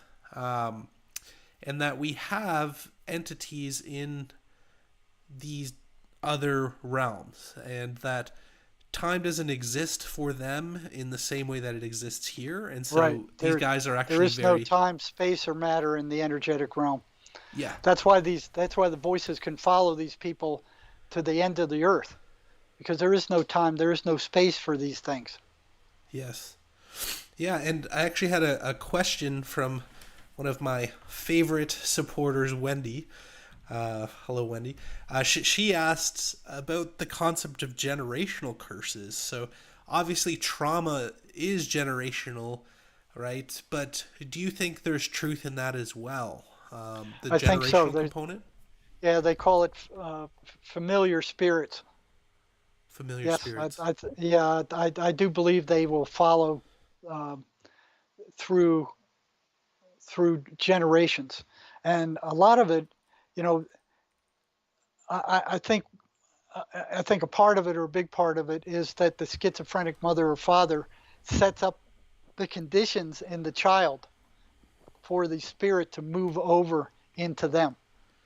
Right. Because people who are raised by schizophrenic parents have usually horrible experiences. Yes. So yeah, I think there is a familiar pattern to that. But you I think what you have to do is watch what's coming into your mind, because everybody hears a voice rambling in their mind all the time. It's constantly prattling away, telling you stuff you already know, Yeah. telling you all kinds of stuff. So people believe that voice is who they are. Yeah. But if that's true, then who is listening to it? Exactly. You are the awareness. You are Yeah. the awareness. That voice that's prattling in your head is not you. Yeah. Yeah. What's interesting is I used to really follow Eckhart Tolle and kind of Eastern thought as well, and they point to this concept of the ego, right, which is the false self, that we form identities around, that we convince are us, but it's not really us. And I see a lot of parallels between that kind of train of thought and kind of your worldview as well. But more, people are really pointing out the fact that no, these really are external entities to us. It's not just something within our head. Is there other evidence that you would have, say, for the skeptic, about their nature being, interdimensional or spirits? Like, do they? Because I've heard you reference that sometimes they have knowledge that there's no way that the patient could have had, or things like that. So maybe you could talk to that for the skeptics who are like, look, it's just in their head. Yes, trauma is there, but there's nothing supernatural, if you will, about this. What would be your? Well, I'll tell you, I'll tell you, have the patient repeat the 23rd Psalm and ask them how they react to it. That ought to be enough in and of itself. Right. You know? I'd say, here, read this and tell me what your voices do after you read it. That ought to be enough right there. Now I got my last 10 years I spent working in hospital emergency rooms doing psych crisis, because doctors don't know what to do with these guys. They just want them out of their emergency rooms. Right? So that was my job, was to figure out whether they were safe enough to release, whether they had to be hospitalized, whether they could go home, whether they needed to be sent to a mental health center, whether they were suicidal or homicidal. I mean, just, what are we going to do with these people? I got to the point where I could actually feel these entities. It was like this icky electrical feeling. There's no other feeling like it on the planet that I've ever experienced. Just like this icky electrical feeling, and I could tell how strong they were and how angry they were by how intense that feeling was. But having them repeat the 23rd Psalm and asking them how the voices react to it should be enough in and of itself. Interesting. Okay. Yeah, and what's funny... Or holy water. Get some holy water poured on them. Watch what happens. Yeah. It burns. It burns. Yeah, and you talk about electricity. So I've had these sensations where I feel like I'm being attacked, and I get these like pins and needles and like heat, and yeah, it feels like electric. Would that be similar? Like, have you had any, I guess, serious spiritual attacks, if you will, in your own life that you're comfortable sharing? Oh yeah, to learn. They tried to kill me. It was like, while I was working, I could not talk about this stuff. Right. I mean, I'd be fired within weeks. Matter of fact, I dropped my license because I knew they would go after it. They'd drum something up, so I just let it expire. So I got a clean slate because they would have dirtied it up. But I started speaking with a guy named Robert Stanley. He kind of talked me into it, and I said, okay, I'll speak, but you need to put me under some false name. Okay. Yep. So started that, and then when I got up to who was it? It was one of the largest podcasters in the U.S. He had arranged for me to be on his show. Okay, and that was great. So I was down in Mexico 2 weeks before this. I was supposed to go on with him, and went to bed one night normally. Woke up in the morning and my shoulder was killing me.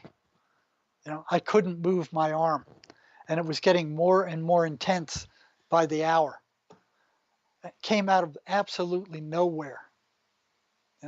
So I was with a friend down there, and we were in his condo, and after a day of that, I said, I got to get back to the U.S. I'm not going to go to the Mexican hospital for this. So finally, he drove back because I couldn't use that arm at all.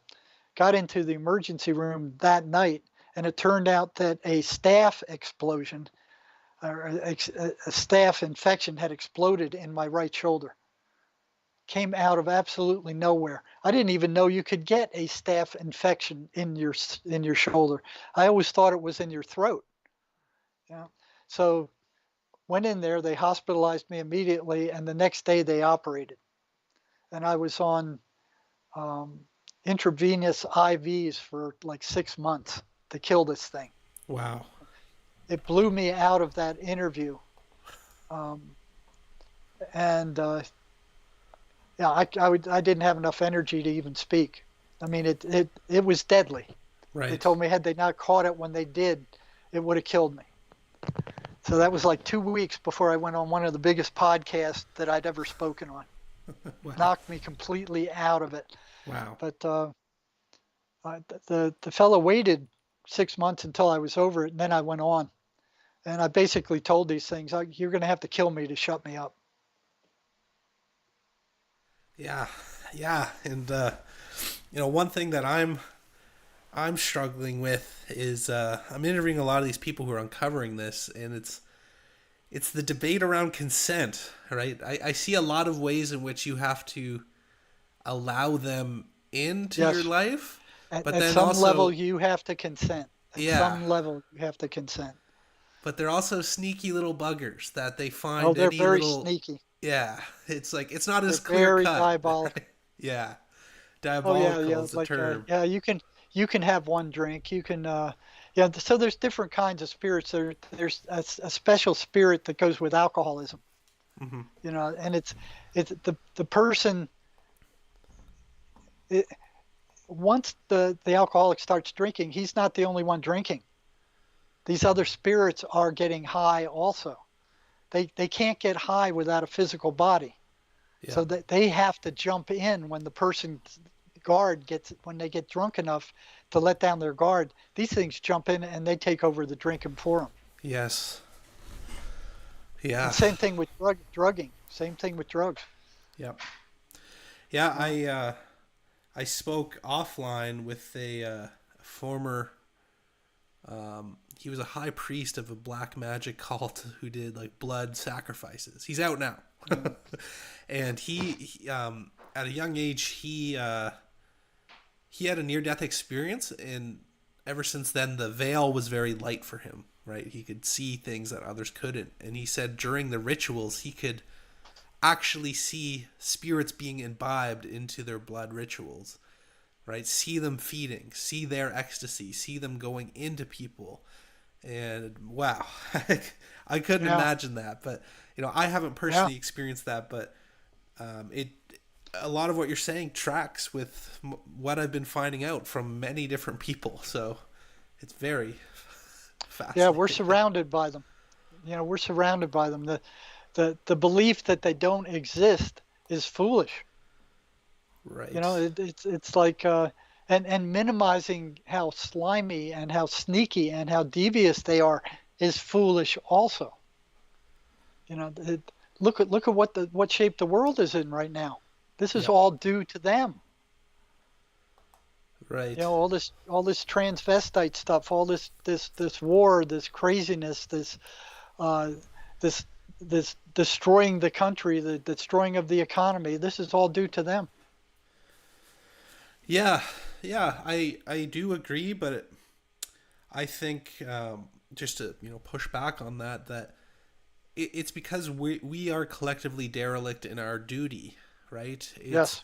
They are ultimately weak creatures that are allowed in one way or another due to God. I mean, if you believe God is all powerful, all knowing, God is on some, for some reason allowing this, right? Everybody has different ideas, but it really is the fact that we don't have awareness, right? Collectively, like we are opting in some way. I don't think it's as clear cut as us, saying, yes, I want to be possessed, right? And it's very insidious, but very insidious, very sneaky.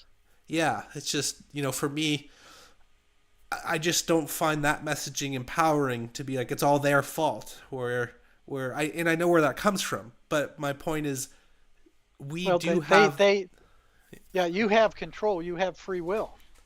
Yes. So, you're the one who listens to them. And the same thing with the schizophrenics. You don't have to believe what they say. That's your choice. Yes. If you choose to believe what they say and you don't follow your conscience, then you're allowing them in there. Yeah. Yeah, and it's the exact same psychopaths work. They, there's this thing in the occult, it's called revelation of the method, right? And so it's like, we have to tell you what we're going to do beforehand, right? And then psychopaths also have this same trait where they can't, they can't help but actually brag about the fact that they're screwing you over. You know what I mean?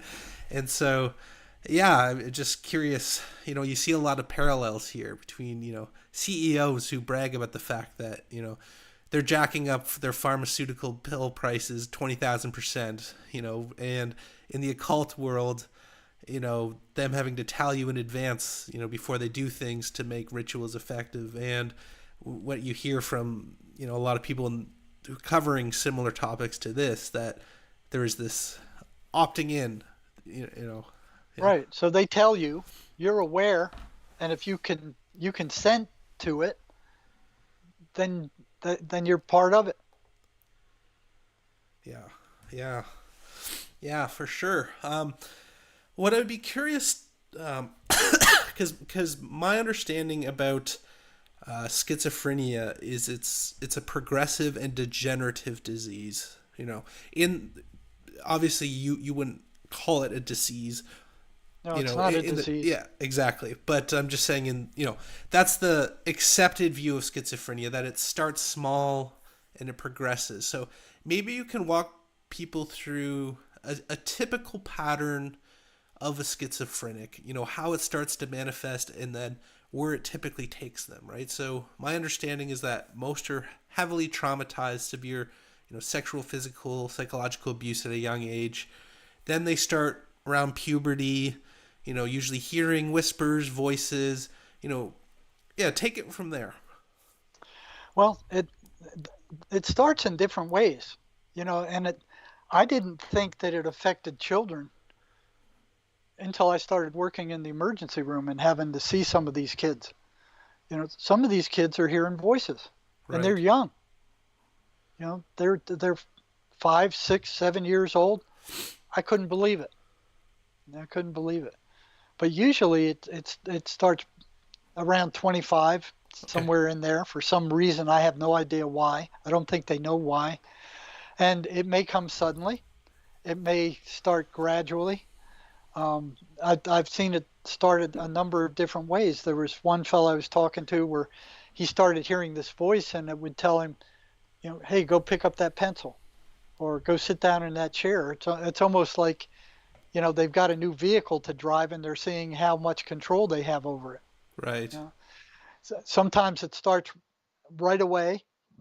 It's not gradual. All of a sudden, they start hearing voices, and the voices start tormenting them. One of the things that they all need to figure out is what it is, because the voices want them to see. We're taught from the time we're kids that every thought that comes into your mind belongs to you. So that's the predominant view of the planet right now, that your thoughts are who you are. Swedenborg will point out that's far from the truth. Your thoughts are affected by a lot of different things, including these voices.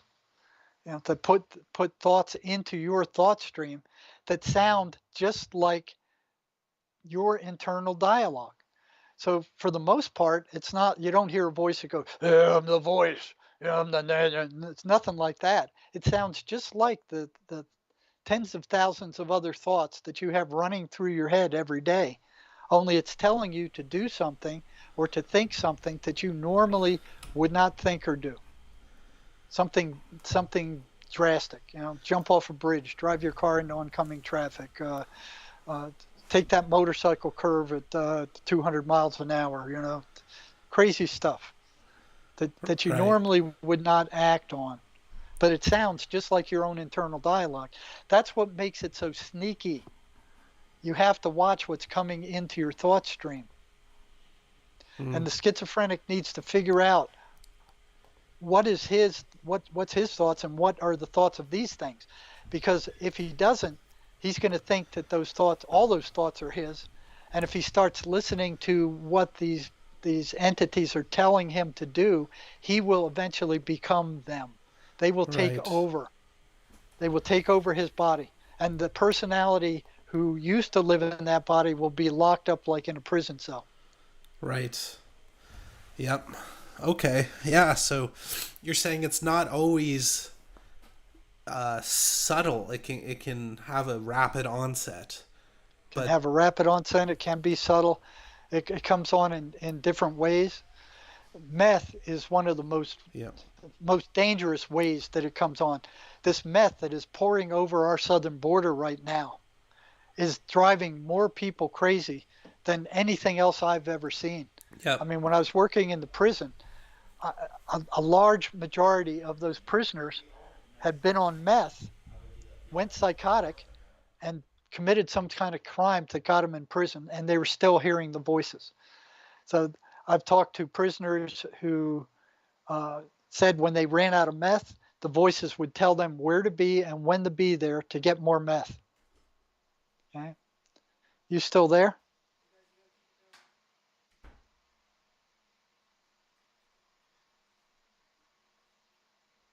Still here, Jerry. Okay, I wondered because you dropped out there. No, I just had cats invading my office and people in the background. We're all good. Oh, okay.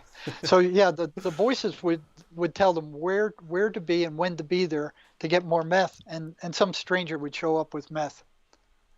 That happened over and over and over again. So the way that started was, they'd be on their trip, they'd be flying, they'd be feeling like Superman. When they came down, they started, even while they were high, they started hearing voices talking to them, saying Yep. things to them, and they would think, well, that's just a hallucination. When I come down, that they'll go away, and that does happen.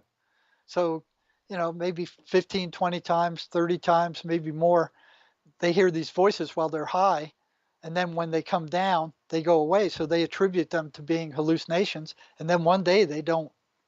They're there forever. That guy's just as psychotic as anybody who in the loony bin. And the prison is full of them. They lost their sanity using meth. The Yep. the prisoners called meth the devil's drug for good Yeah. reason. Yeah. Me personally, I've had 3 or 4 friends just with meth die. And, cocaine is, it's no walk in the park, but a lot of people at least bounce back from that. But there's something about meth Yes. that it, they never really get out of it ever. Yeah. Well, I know some who have, but very few without some kind of damage. Yeah. Yeah. Some kind of damage, and your sanity is one of those. And meth Yeah. is a very, very dangerous drug. Yes, it The is. Germans were using it in World War II. They were filling their soldiers full of that stuff before battles. Yeah. They were also Hitler really was into the using it. occult too, so maybe Yeah. there's a parallel Yep. there. Yeah, you have on your website here the the lies that voices constantly tell your patients. You'll never get what you want. Your dreams will never come true. Don't trust your intuition. Your desires and dreams are garbage. Don't watch comedy. You don't deserve to feel good. Don't treat yourself with respect. Others should treat you better. You are worthless.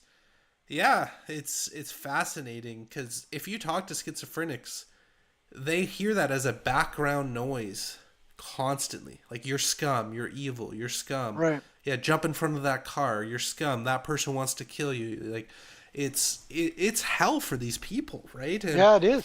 It it's is.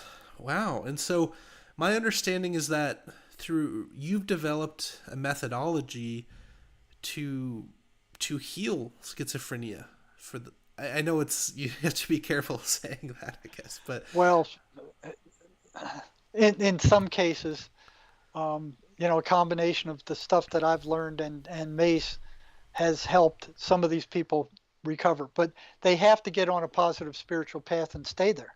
right. That's the bottom line.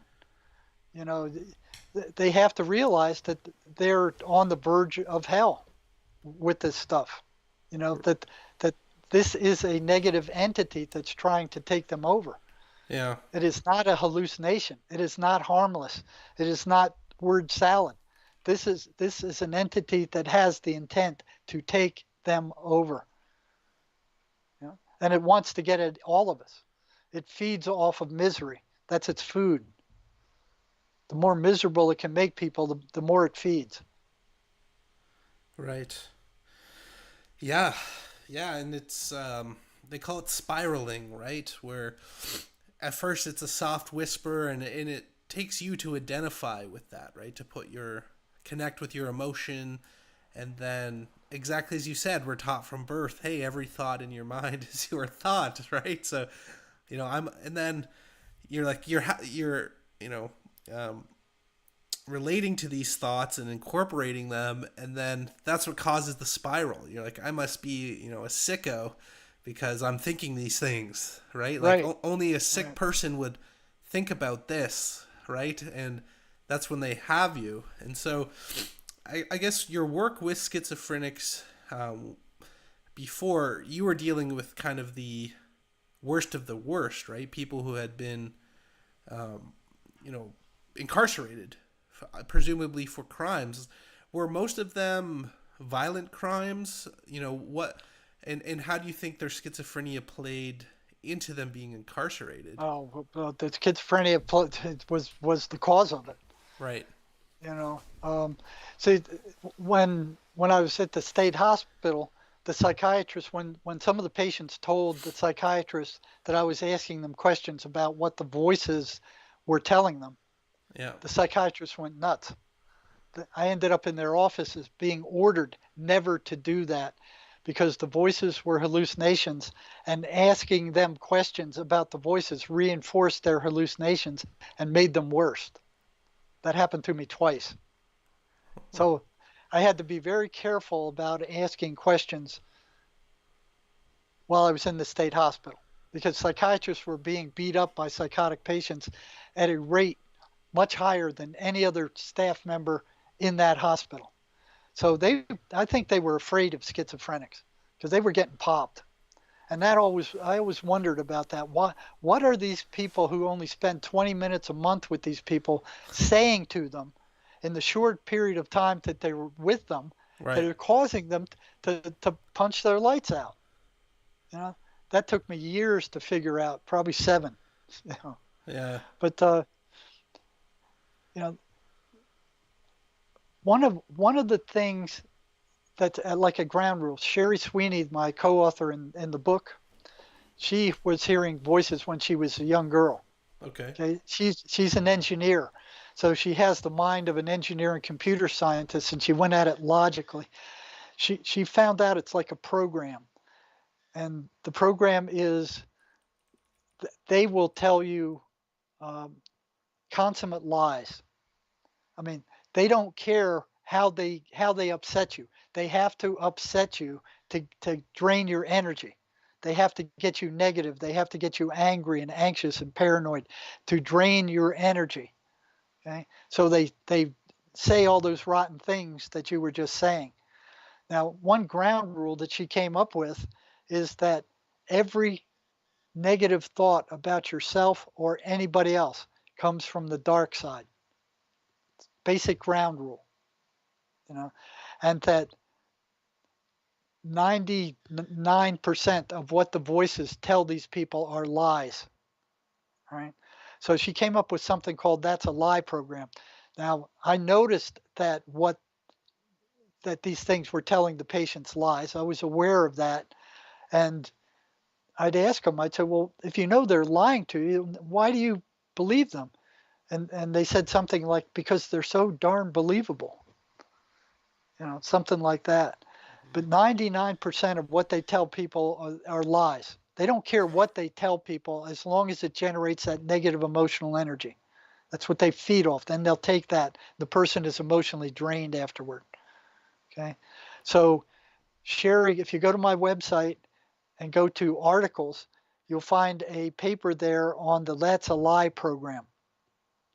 That's something that all schizophrenics can put to use that will either weaken the voices and with long enough use will even get rid of them in some cases. So if you don't believe what these things are telling you, they can't grab hold of you. Right. So Right. they have to realize that these voices are not who they are. These voices are separate from them. They're coming from somewhere else. That is not the message that the psychiatric mafia is telling the planet. They're saying, you're the sick one. Your mind is sick. Your brain is broken. It's you. The truth of it is not you. These things are coming from somewhere else. They don't belong to you. They're trying to take over your mind. They're Right. trying to control humans, and they're trying to take over control of whoever they can get their hands on. Yep. You look at our prisons, they are full to overflowing right now. They're doing a good job. People need to wake up. We are spiritual beings. Yep. We have spiritual afflictions, and these things are trying to control us. They're trying to control society, and they're doing a god darn good job of it right now. Look what's happening around the planet. And one thing interesting, if you go to that list of patterns that is on my website, you'll see that virtually every single one of those patterns is what's coming off of the mainstream media news right now. There's a one-to-one correlation between what schizophrenics are hearing and what these deep state scumbags are broadcasting over the mainstream media. Yeah, I remember I was hanging out with a schizophrenic, and he was watching the news, and he's like, watching like Fox News or something. He's like, I hear Satan talking over the airwaves. I'm like, I agree with you. Yeah, that's exactly right. Yeah, like the exactly colors and the way they use it and the wording and the lighting, yeah, it's somebody in the comments here said it almost sounds like they work for the entities. They do. Yeah. They do. Do you think unknowingly, they sure or do. where are you at there? Do you think this is a grand evil conspiracy, or most people are unwitting? I think that all the mainstream media is controlled by them. Right. Virtually all of it. Fox News would mix in some truth sometimes, but CNN and ABC are two of the worst. BBC is controlled. They're all controlled. You look at the patterns that these voices run. Go to my website, go to articles, look at those patterns. You'll see that there's a one-to-one correspondence between what the schizophrenics are hearing and what is coming over the mainstream media right now. Yeah. Thank heavens that the mainstream media are losing listeners in large numbers. Yep. But there's still a lot of people who are listening to that stuff as if it's the truth. They don't realize that it's propaganda. Yeah, and more insidious now.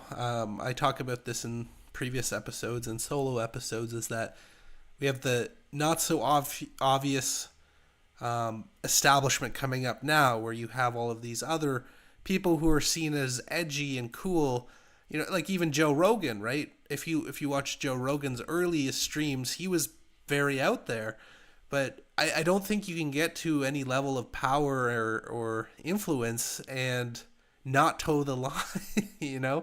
It's like now that the mainstream media is collapsing, we have this alternative media, but most of them are just a little edgier, a little bit more truthful, but they still go along with all of the dominant narratives. Well, you look at Twitter. I mean, that's free speech. The truth will appear there, but there's also propaganda that appears there. But you can make up your own mind. I mean, at least the information's there, and you can tell intuitively what's the truth and what are lies. Those of us who are awake can see. We can feel it. You can look at the news article and go, well, this is propaganda or this is lies. You feel it. But what they're trying to do is control all that media. If it wasn't for Elon Musk, we wouldn't have that. We wouldn't have free speech because they control all the mainstream media. They control YouTube. Yep, they control all of it. Yeah, we were talking offline that you're on strike 2. I'm only 2 months in on YouTube, and I'm on strike 1. And so I'm being very cautious. But yeah, this information needs to get out, and it's very important. So yeah, and it's a tough balance, right? Between, I never want to censor any of my guests. I never want to self-censor, but to stay on, sometimes you have to use a bit of coded language. You might want to strike that last comment. Yeah, I know. But yeah, wow. So Yeah, we've covered a lot of ground here so far. Very curious. So other people I've spoken to, they talk about almost entity attachment, that they almost attach to the human. Um, I'd be curious, do you subscribe to that? Do you think that Yeah. it's simply a whisper? Is there, yeah, what do you think's really going on here, like Well, I'll tell mechanistically? you what, if you want the experience of that, you can go to my website at jerrymarzinsky.com and look up the interview with Lynn Manette.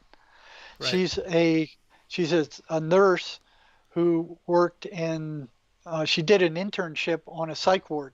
She was able to see what these things look like, and she drew a picture of it on some of those interviews, and they would attach. And she flipped one off and knocked it off a person. She has a very interesting story. There's another what is her name? There's another one by a psychic researcher who recorded what these things sounded like. And she got a recording that you could actually hear. I mean, it wasn't something, most of the time, I'll get contacted and the person say, hey, I got a recording of it. And I'll play it, and I can't hear it. It sounds like a bunch of static to Yeah. me. Yeah. But this one was very, very clear. Wow. Um, Do do you know where they attach on the body or the they spirit? usually attach behind the neck. Oh my god. I can't believe you said that because a guy I'm talking to offline, the former high priest of black magic, said the same thing. Yeah, I just didn't want to have a leading question. So wow, that's very fascinating. I actually want to read what he said to you. He said, the nervous system. He said, what parts of the body do they live in? That's what he wanted me to ask you. He said, I have found them in the spinal cord and back of the neck. The nervous system is the interface. Brain, spinal, it's electrical, just as you said. That's what he saw. And drugs create a balanced polarity in the brain using heavy metals, aluminum oxides, titanium oxides, and a few others. So, yeah, a lot of what you're saying there is exactly what he's saying as well, which is very fascinating. Wow. And so, yeah, I heard you say that she kind of brushed them off. Would they reattach later or? Well, in that case, they didn't. But, it's all got to do with frequency. Okay. It's the higher your frequency, the less chance they have of attaching because they're very low frequency entities. They're the scum of the earth, So they will, if you keep your frequency high and move in a positive spiritual direction and keep feeding that direction, that's the ultimate solution. Yeah. Yeah, for sure. And could you maybe just walk us through a few people that you've worked with? I see you have testimonials on jerrymarzinsky.com, but can you just give us Yeah, a highlight of a couple, what they were dealing with, what they did, and where they are now with your approach? Well, my approach is multifaceted. There's several parts to it, including the That's a Lie program, including MACE, including a number of things that I've found that they hate the 23rd Psalm. So it's a battle. I've heard that there are some exorcists that can pull them off and drive certain ones away. But if the person doesn't increase their frequency and get on a positive spiritual path and stay there, they will draw them back. Yes. If they're using drugs and they go back to using drugs, they will draw them back. Yes, I've heard so the exact same. the 23rd Psalm is like punching them in the face. They can't stand it.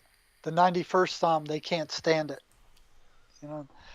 The lie program, they have to get you to believe what they're saying because their only way to act, to get action in the physical world is through physical beings. They can't control anything themselves without taking over a physical being. They can't, for the most part, they can't speak to anybody else. They won't speak to psychiatrists. They won't speak to family members. You know, the only way they can operate in the physical world is by taking somebody over and influencing Yeah. their behavior. Yeah, the way they've been described to me is almost like fiends. Like uh like for example, leeches, they can stay dormant in the water for years, right? And so they're outside of time, so they're constantly like starved, fiendish organisms, right? That are seldom actually fed, right? So once they, like, the highlight of their existence is to actually connect, and through even partial connection they can at least experience the physical world, right? It's kind of like a Yeah, and parasitic relationship, or so well, it is, and it's like I've heard that they're assigned to destroy certain people. So Swedenborg says you have two demons attached to you and you have two angels attached to you. Now, what I've seen is that the demons can speak in whatever language you're at. The the angels speak more in feeling and intuition. hmm, You know, they'll tell you, hey, that doesn't feel right. Don't you know? They don't speak in words unless you're on the verge of death. Then they'll do that. But the bad ones will speak. You know, they'll put those thoughts in your mind. Yeah, go look at that porn magazine, or yeah, go get another hit of the crack, or you can have a couple of drinks. That's okay. Or you can look at that porn magazine, or you know, they're constantly chipping away at you, and they'll sit there and they'll wait until something really pisses you off, and then they'll just pour gasoline on the fire. yeah, You know, say, well, why don't you punch that guy in the face, or why don't you throw something at him, or to try to make the situation worse. But yeah. they're around all the time. Everybody's got them. Yeah, It's for it's me, who. it's the times when it's justified anger, like when somebody has actually slighted me and made a mistake that's, objectively, rationally the case. Then there's I hear the Yep. whisper where That it's like, you were right, wronged, you're in the right here, like they're wrong, right, like, right, and it cranks up right, to 11, like something that was just like, okay, let's talk about this, it's a bit of an issue. I feel like this, like, justified, anger, right, right. and then afterwards I'm Uh, like, what the hell happened to me? Like, why did I get so angry about something that was, not that big of a deal? you know Well, that's why. And the other uh, other thing is like, well, why did I say that? Or what did he mean by that? Or are those people laughing at me? Or you know, they'll put those doubts in your mind to make you think that you're a bad person. yeah, You know, that you're a screw up. And if you believe that stuff, then you become that, or you yeah, become paranoid. They want you paranoid. They feed off of paranoia. They don't call paranoid schizophrenic, paranoid for nothing. Those people are terrified of everything, and these things feed off of that negative energy. yeah. It's like wherever they can find the in, right? And it's very unique for each person. Yeah, like for me, especially as I've gone more along my spiritual path, like I don't really get angry or upset with most things, right? I've been a lot more just even keel, and yeah, thank God for that. But there's still always like those little chinks in the armor, like for me, it's like justified anger, and yeah,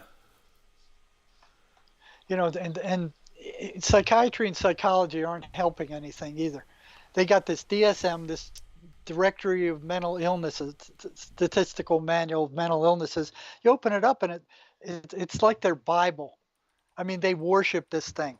They've got virtually every mental illness known to man, and they have it laid out. So here's these numbers and these letters and these descriptions, and laid out very methodically. It looks like they really know what they're talking about. All these mental illnesses are made up. There's not one objective test to measure for any of them. A group of psychiatrists get together every few years and they make these things up. You know, they they vote them in, they vote them out. So they meet, and the psychiatrists get together. 2/3 of them are involved with the drug companies. and they make up these mental illnesses that the drug companies can make these drugs for to treat them and charge outrageous prices. And look at some of the crap they put in there. Mathematics disorder is one of their disorders. Caffeine intoxication disorder. People who drink too much coffee, it's a disorder. Sibling relational disorder. These are people, kids that fight with each other. You know, it's Yeah. it's like, DSM-5 labels almost all human emotion as mental illness. A child who talks back, a man who spends too much time on the internet, a woman who grieves the death of her husband or child for more than 2 weeks are all labeled as mentally ill and told they need to be drugged. Unhappiness is labeled as depression. People are encouraged to numb themselves with drugs instead of dealing with life situations that are causing the unhappiness. Again, 2/3 of the psychiatrists on these boards making up these factitious mental illnesses belong to big pharma. You know? And these things get crazier from there. They got sexual orientation disorder, homosexuality. They got Florence syndrome. This is being overwhelmed by beauty, such as in Florence, Italy. The symptoms are fainting and dizziness. The treatment is antidepressant medications. This is lunacy. Paris syndrome happens mostly to Japanese patients visiting France. Symptoms include depression, anxiety, feelings of persecution, which before would have been labeled, cultural shock. This is bullcrap what they're doing to the entire planet.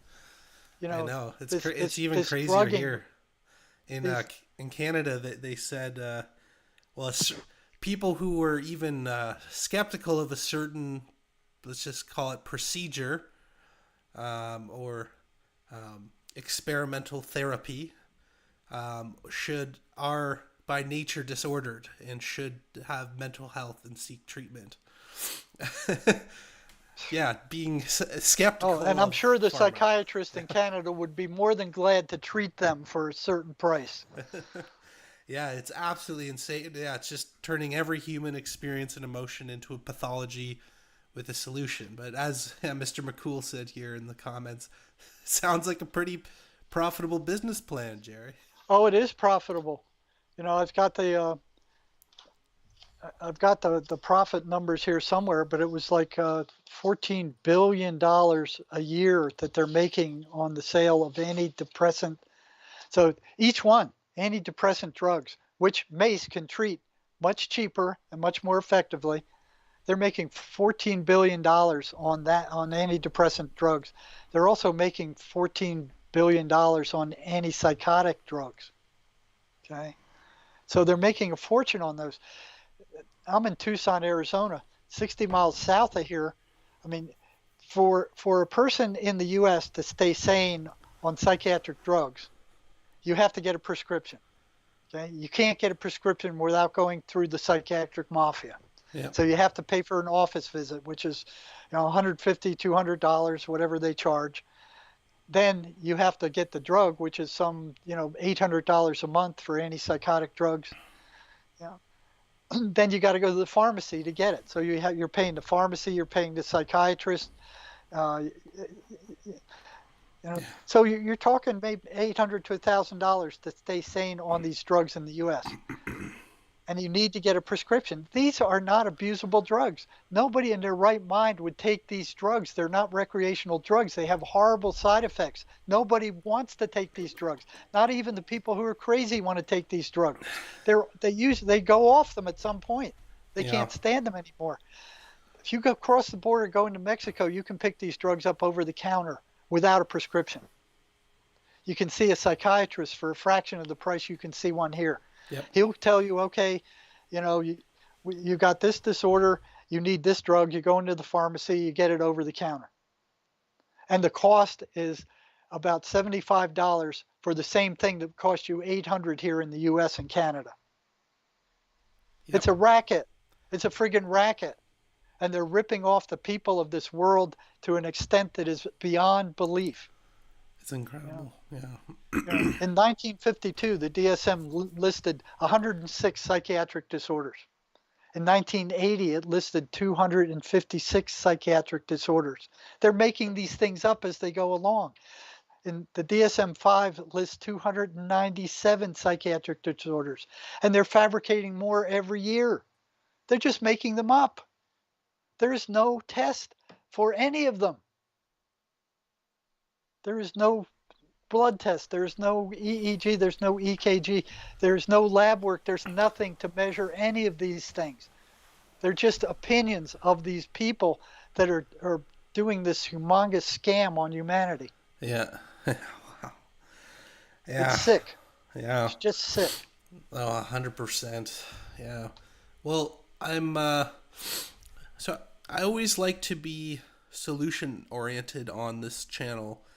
And so I think we've given a pretty good overview of what the problem is, right? So we're dealing fundamentally with entities, spirits, whatever we want to call them, that are external to us in some regard, that are implanting our thoughts with negative thoughts that are theirs, getting us to identify with them.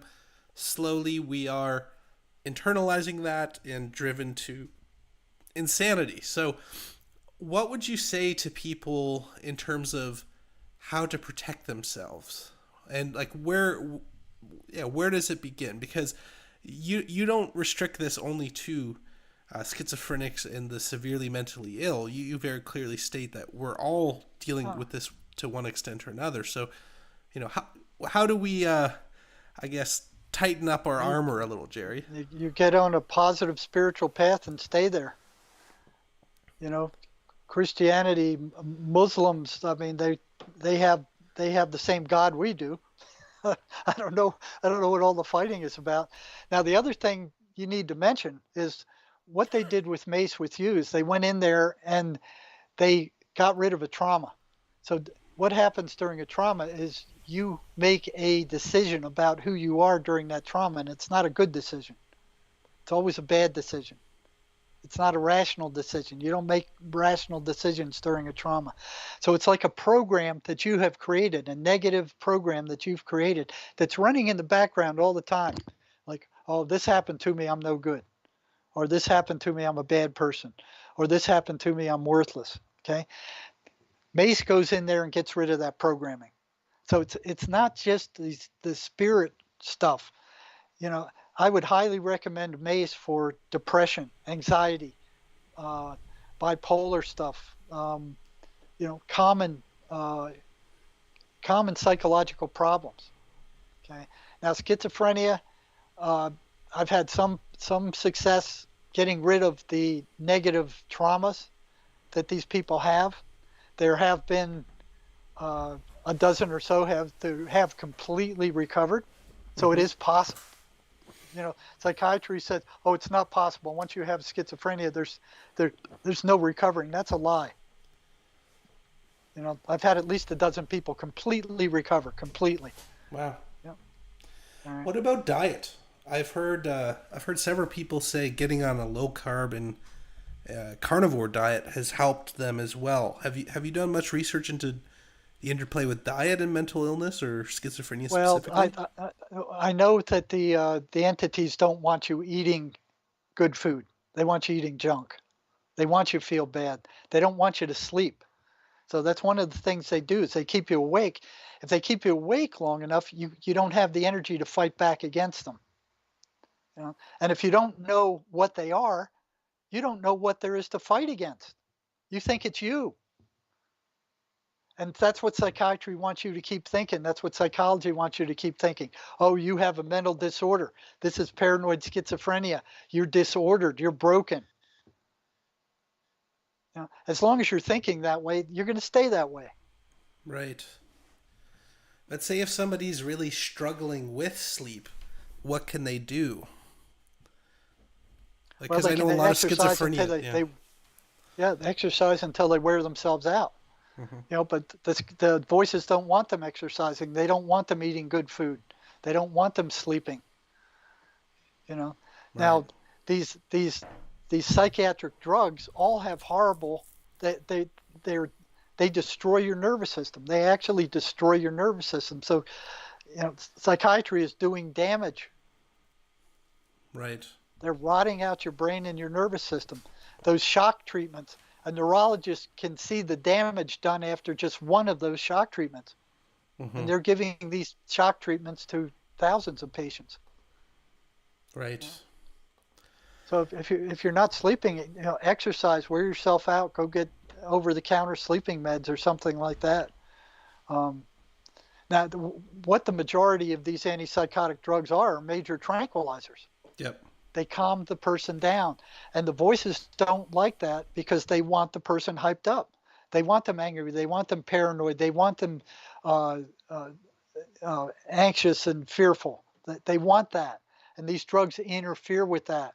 So that's one of the reasons psychiatrists are getting popped by schizophrenics at a much higher rate than any other doctor.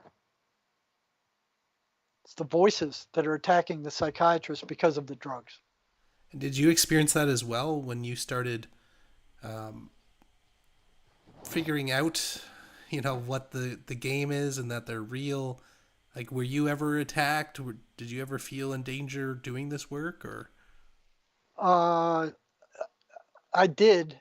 I was never attacked. I think I was always protected.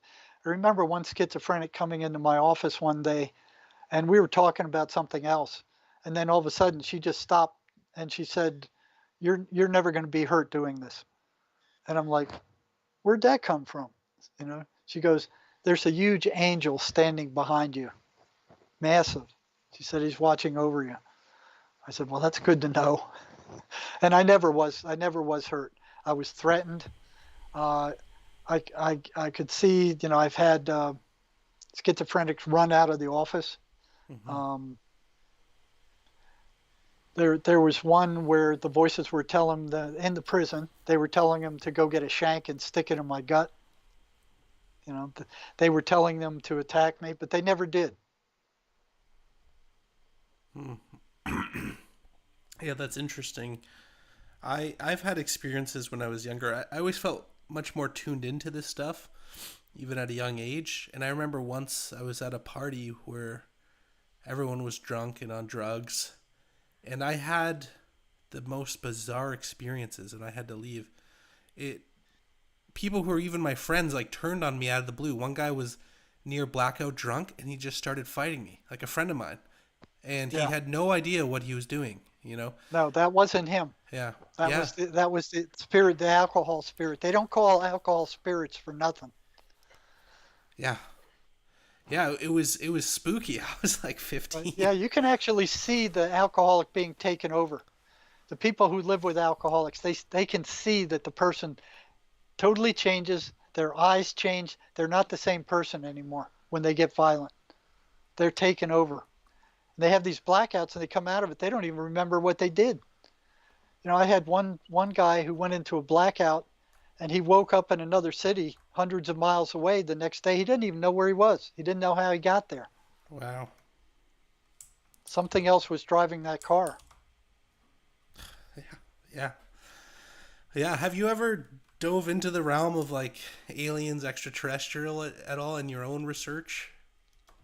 Well, I think some of these things are extraterrestrial. Hmm. You can talk to them and you can ask them. I mean, I've talked to them. I've had conversations with them. They don't like that. They're not supposed to do that. But some of them, every once in a while, some will say, "Yeah, no, we never lived a human life." Hmm. You know, uh, some of them do come from other planets. It's not often, Mm-hmm. but yeah, some of them are alien entities. Yeah, because there's so many interesting parallels.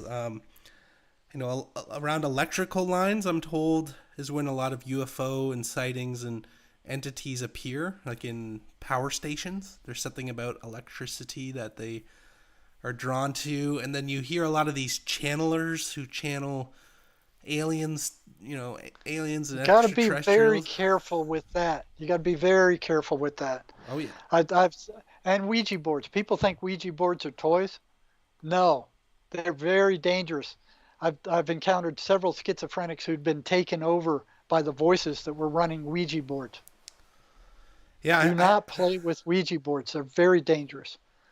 Yeah, I had that experience as a kid. My family on a vacations, they brought it out, and spooky enough, because like some there's a large gathering of families, and they're like, "Oh, we'll get a Ouija board. We used to play that when we were kids." And we go into town, and there was this store that was closed, and we knocked on the door, and the person just happened to be in there cleaning, and they had a Ouija board. It's right, so everyone's like, "Oh, it's fate," and we ended up playing this, and I got terrified for a month as a child. Like I felt that somebody was watching me, and it was totally terrifying, and I just knew I never touched that stuff anymore. See, But that's yeah, one of the ways of letting them in. yeah, You're asking them to come in. yeah, Channeling is the same thing. You got to be very careful, because they will come in. You are allowing them in, and they have the right to be there if you allow them in. yep, You never know who you're entering when you're channeling, or who, when you're you never know what that thing is that's coming in, and they're consummate liars. They will tell you they are Jesus Christ, or they're your guardian angel, or there's some being that can help you out, or they know things that you don't. They'll tell you all those things. Once you allow them in, you've given them permission to yeah. inhabit you. Yeah, and I totally agree with the channeling. Just to be clear for everybody, I don't advocate that at all. I take the same stance as Jerry. But you see a lot of these people saying that, like the aliens are saying that they're us from the future and they're worried about us and they're going to take us into a golden age and, stop all of the madness in the world and, just channel them and pray to them or, meditate to No, them. And it's, you got to be very, very careful. yeah, Because these things they can make themselves look like anything. They can make themselves look like angels. yeah, You know, there was one guy who had he was in the operating room, and he was struggling to breathe. He eventually had a near-death experience, and he said he heard the sweetest voice he's ever heard in his life, telling him, he said he was struggling for every breath. Every breath was painful. wow, And this voice came and it was telling him, just stop breathing. Everything will be okay. We'll take care of everything for you. You know. And then he found out that that was one of these dark entities. Then if he stopped breathing, he would die. right, right, So they yeah. can take any form that they want to take for the most part. You got to be very, very careful. But I'm curious, do they ever because I know you say they're always negative, but then also like bipolar people at first they have a vibe of almost like one with everybody. They're almost like hippies. Like I love everybody. I feel connected to everybody. And then they go to the, I am God, craziness. And so, you know, in schizophrenia and bipolar, do you think they also will manipulate people with false positivity, like pretend that Oh they yeah, are Jesus right. or Sure, God or sure. That's you that's know? that's common. And Okay, they'll tell the person, yeah, I'm Jesus, or I'm God, or I'm an angel. You know, you got to be very careful. Ain't like I said, angels usually don't speak in words. They speak in feeling or intuition. right, You know, it's they, when you're messing with this kind of stuff, you got to be very careful because since they can they can read your lower astral mind. So bad stuff that happens to you, they know it. They can go in there and they can go, you remember when you did this, you remember when you did that. They can pull up every rotten thing that you ever did and rub it in your face. right, And it sounds like yeah, blaming yourself. right. And do you think some of it is just us though? Like in terms of negative thought process, like do you think we're incapable of negative thoughts on our own, No, no. or how do you delineate? I guess. Well, Like, what Swedenborg says is that you are the decider. Okay. and okay, and like the Native Americans say, yeah, you have two wolves on your shoulder. right, One is bad and one is good. the one that you feed is the one that's going to grow. So you were given free will to make a decision. Okay. Right. So you make a decision as to which thoughts you're going to listen to. Wow. Yep. I see exactly what you're saying. Yeah, you're saying it almost doesn't matter where the origin is. It's ultimately up to us. Like It's if we, ultimately up to you. yeah, yeah, that's If you fascinating. start feeding the negative side, if you start paying attention to the negative side, if you start acting out on the negative side, you start doing things that are against the Ten Commandments. That's what's preached in the Bible. You're the one who's deciding. Right. Yep. So what do you want to fill your mind with? You want to fill your mind with good, positive, spiritual stuff, or you want to fill your mind with crap? Murder movies and war stories and you know evil stuff. Mm-hmm. You Yeah. you you're the ones that decide. You know, Yeah. we we're born not knowing anything, not being able to survive on our own. You know, we're Mm-hmm. the ones that decide what we're going to put into our minds, Yep. what we're going to attend to.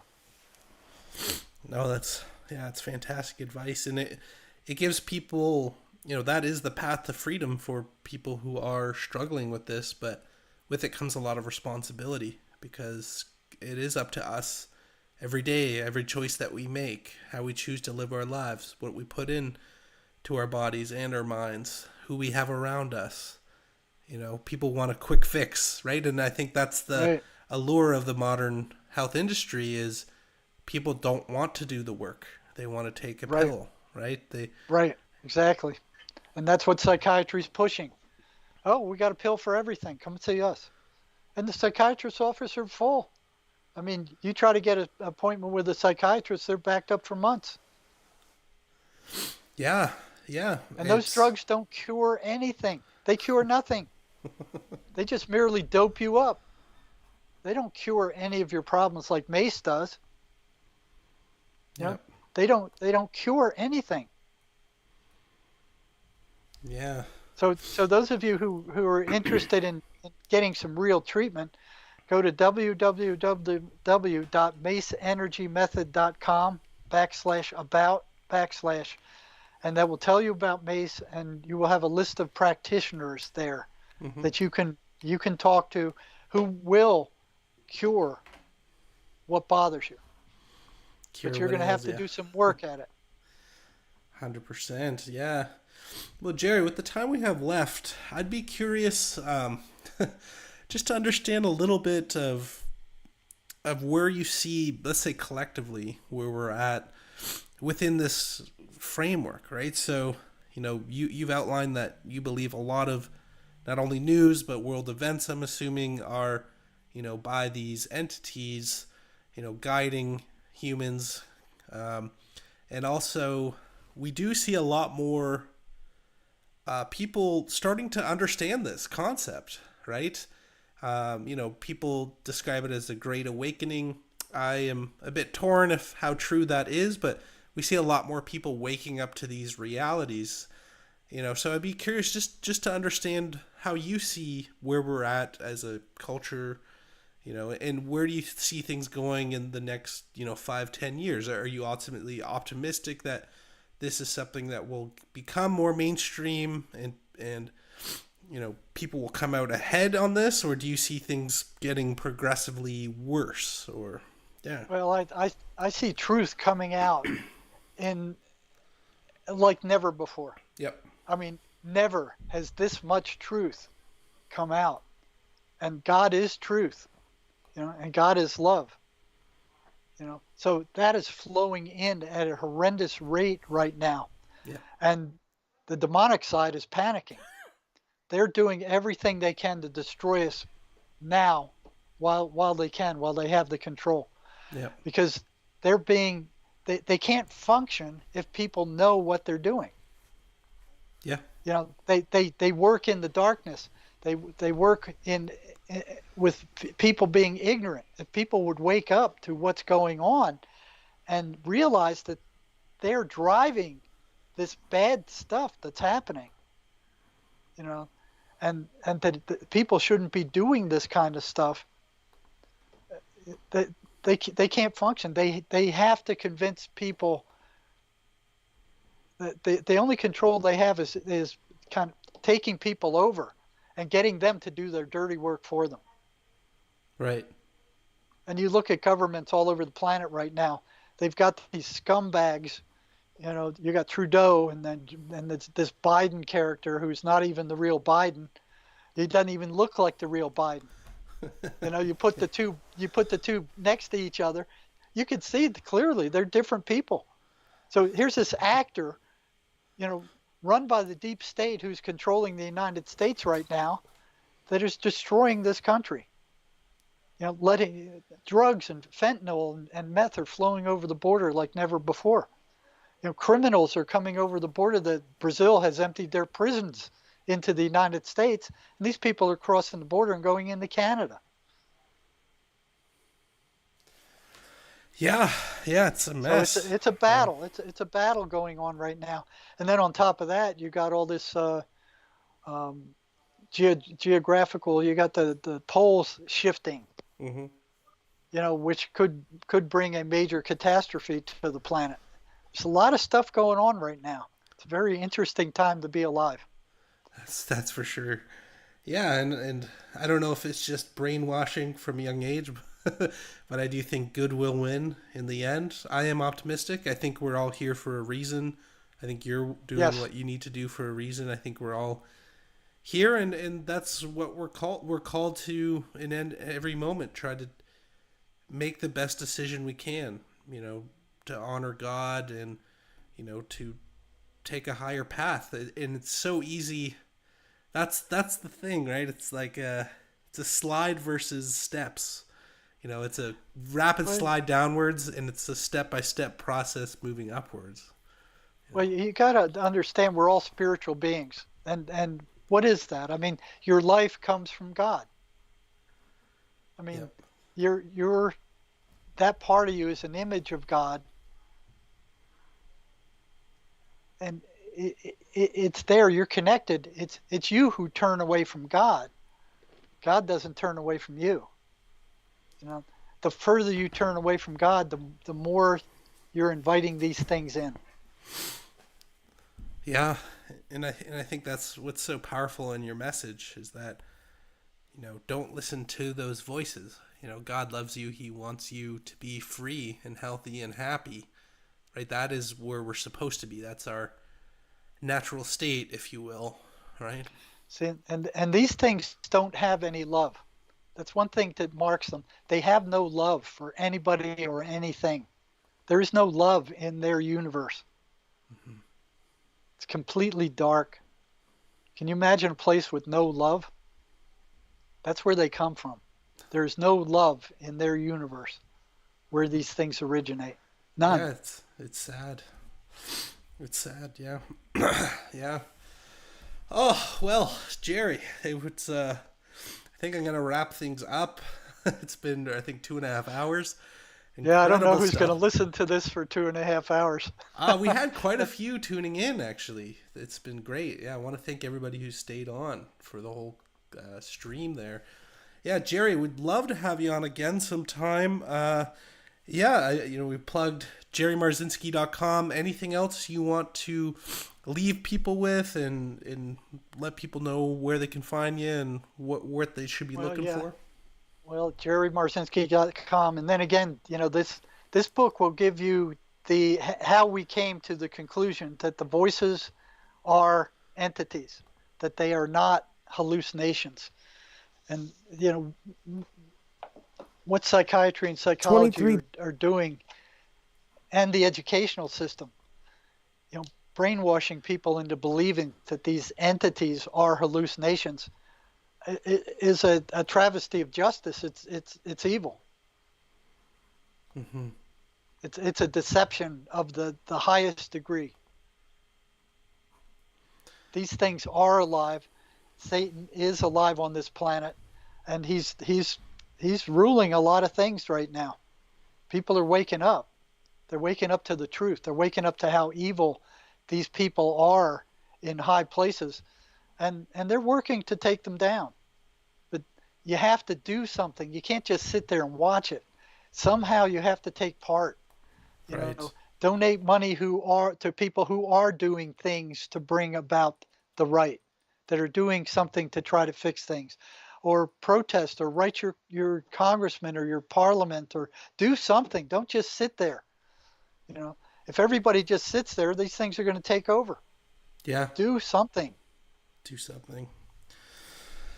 Amen, brother. Well, Jerry Marzinsky, thanks so much for joining us today. What I'm going to do is I'm going to end the stream with Psalm 23 in the voice of Snoop Dogg. And then, Jerry, I'll say my goodbyes offline. So thank you so much for joining, Jerry. Guys, thanks so much for joining us on the stream. And our goodbye will be Snoop Dogg. King James Version KJV. Font size. Passage. Resources. Hebrew/Greek. Your content. Psalm 23 King James Version. 23 The Lord is my shepherd. I shall not want. 2 He maketh me to lie down in green pastures.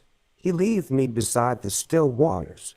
3 He restoreth my soul. He leads me in the paths of righteousness for his name's sake. 4 Yea, though I walk through the valley of the shadow of death, I will fear no evil, for thou art with me. Thy rod and thy staff, they comfort me. 5 Thou preparest a table before me in the presence of mine enemies. Thou anointest my head with oil. My cup runneth over. 6 Surely goodness and mercy shall follow me all the days of my life, and I will dwell in the house of the Lord forever. King James Version KJV.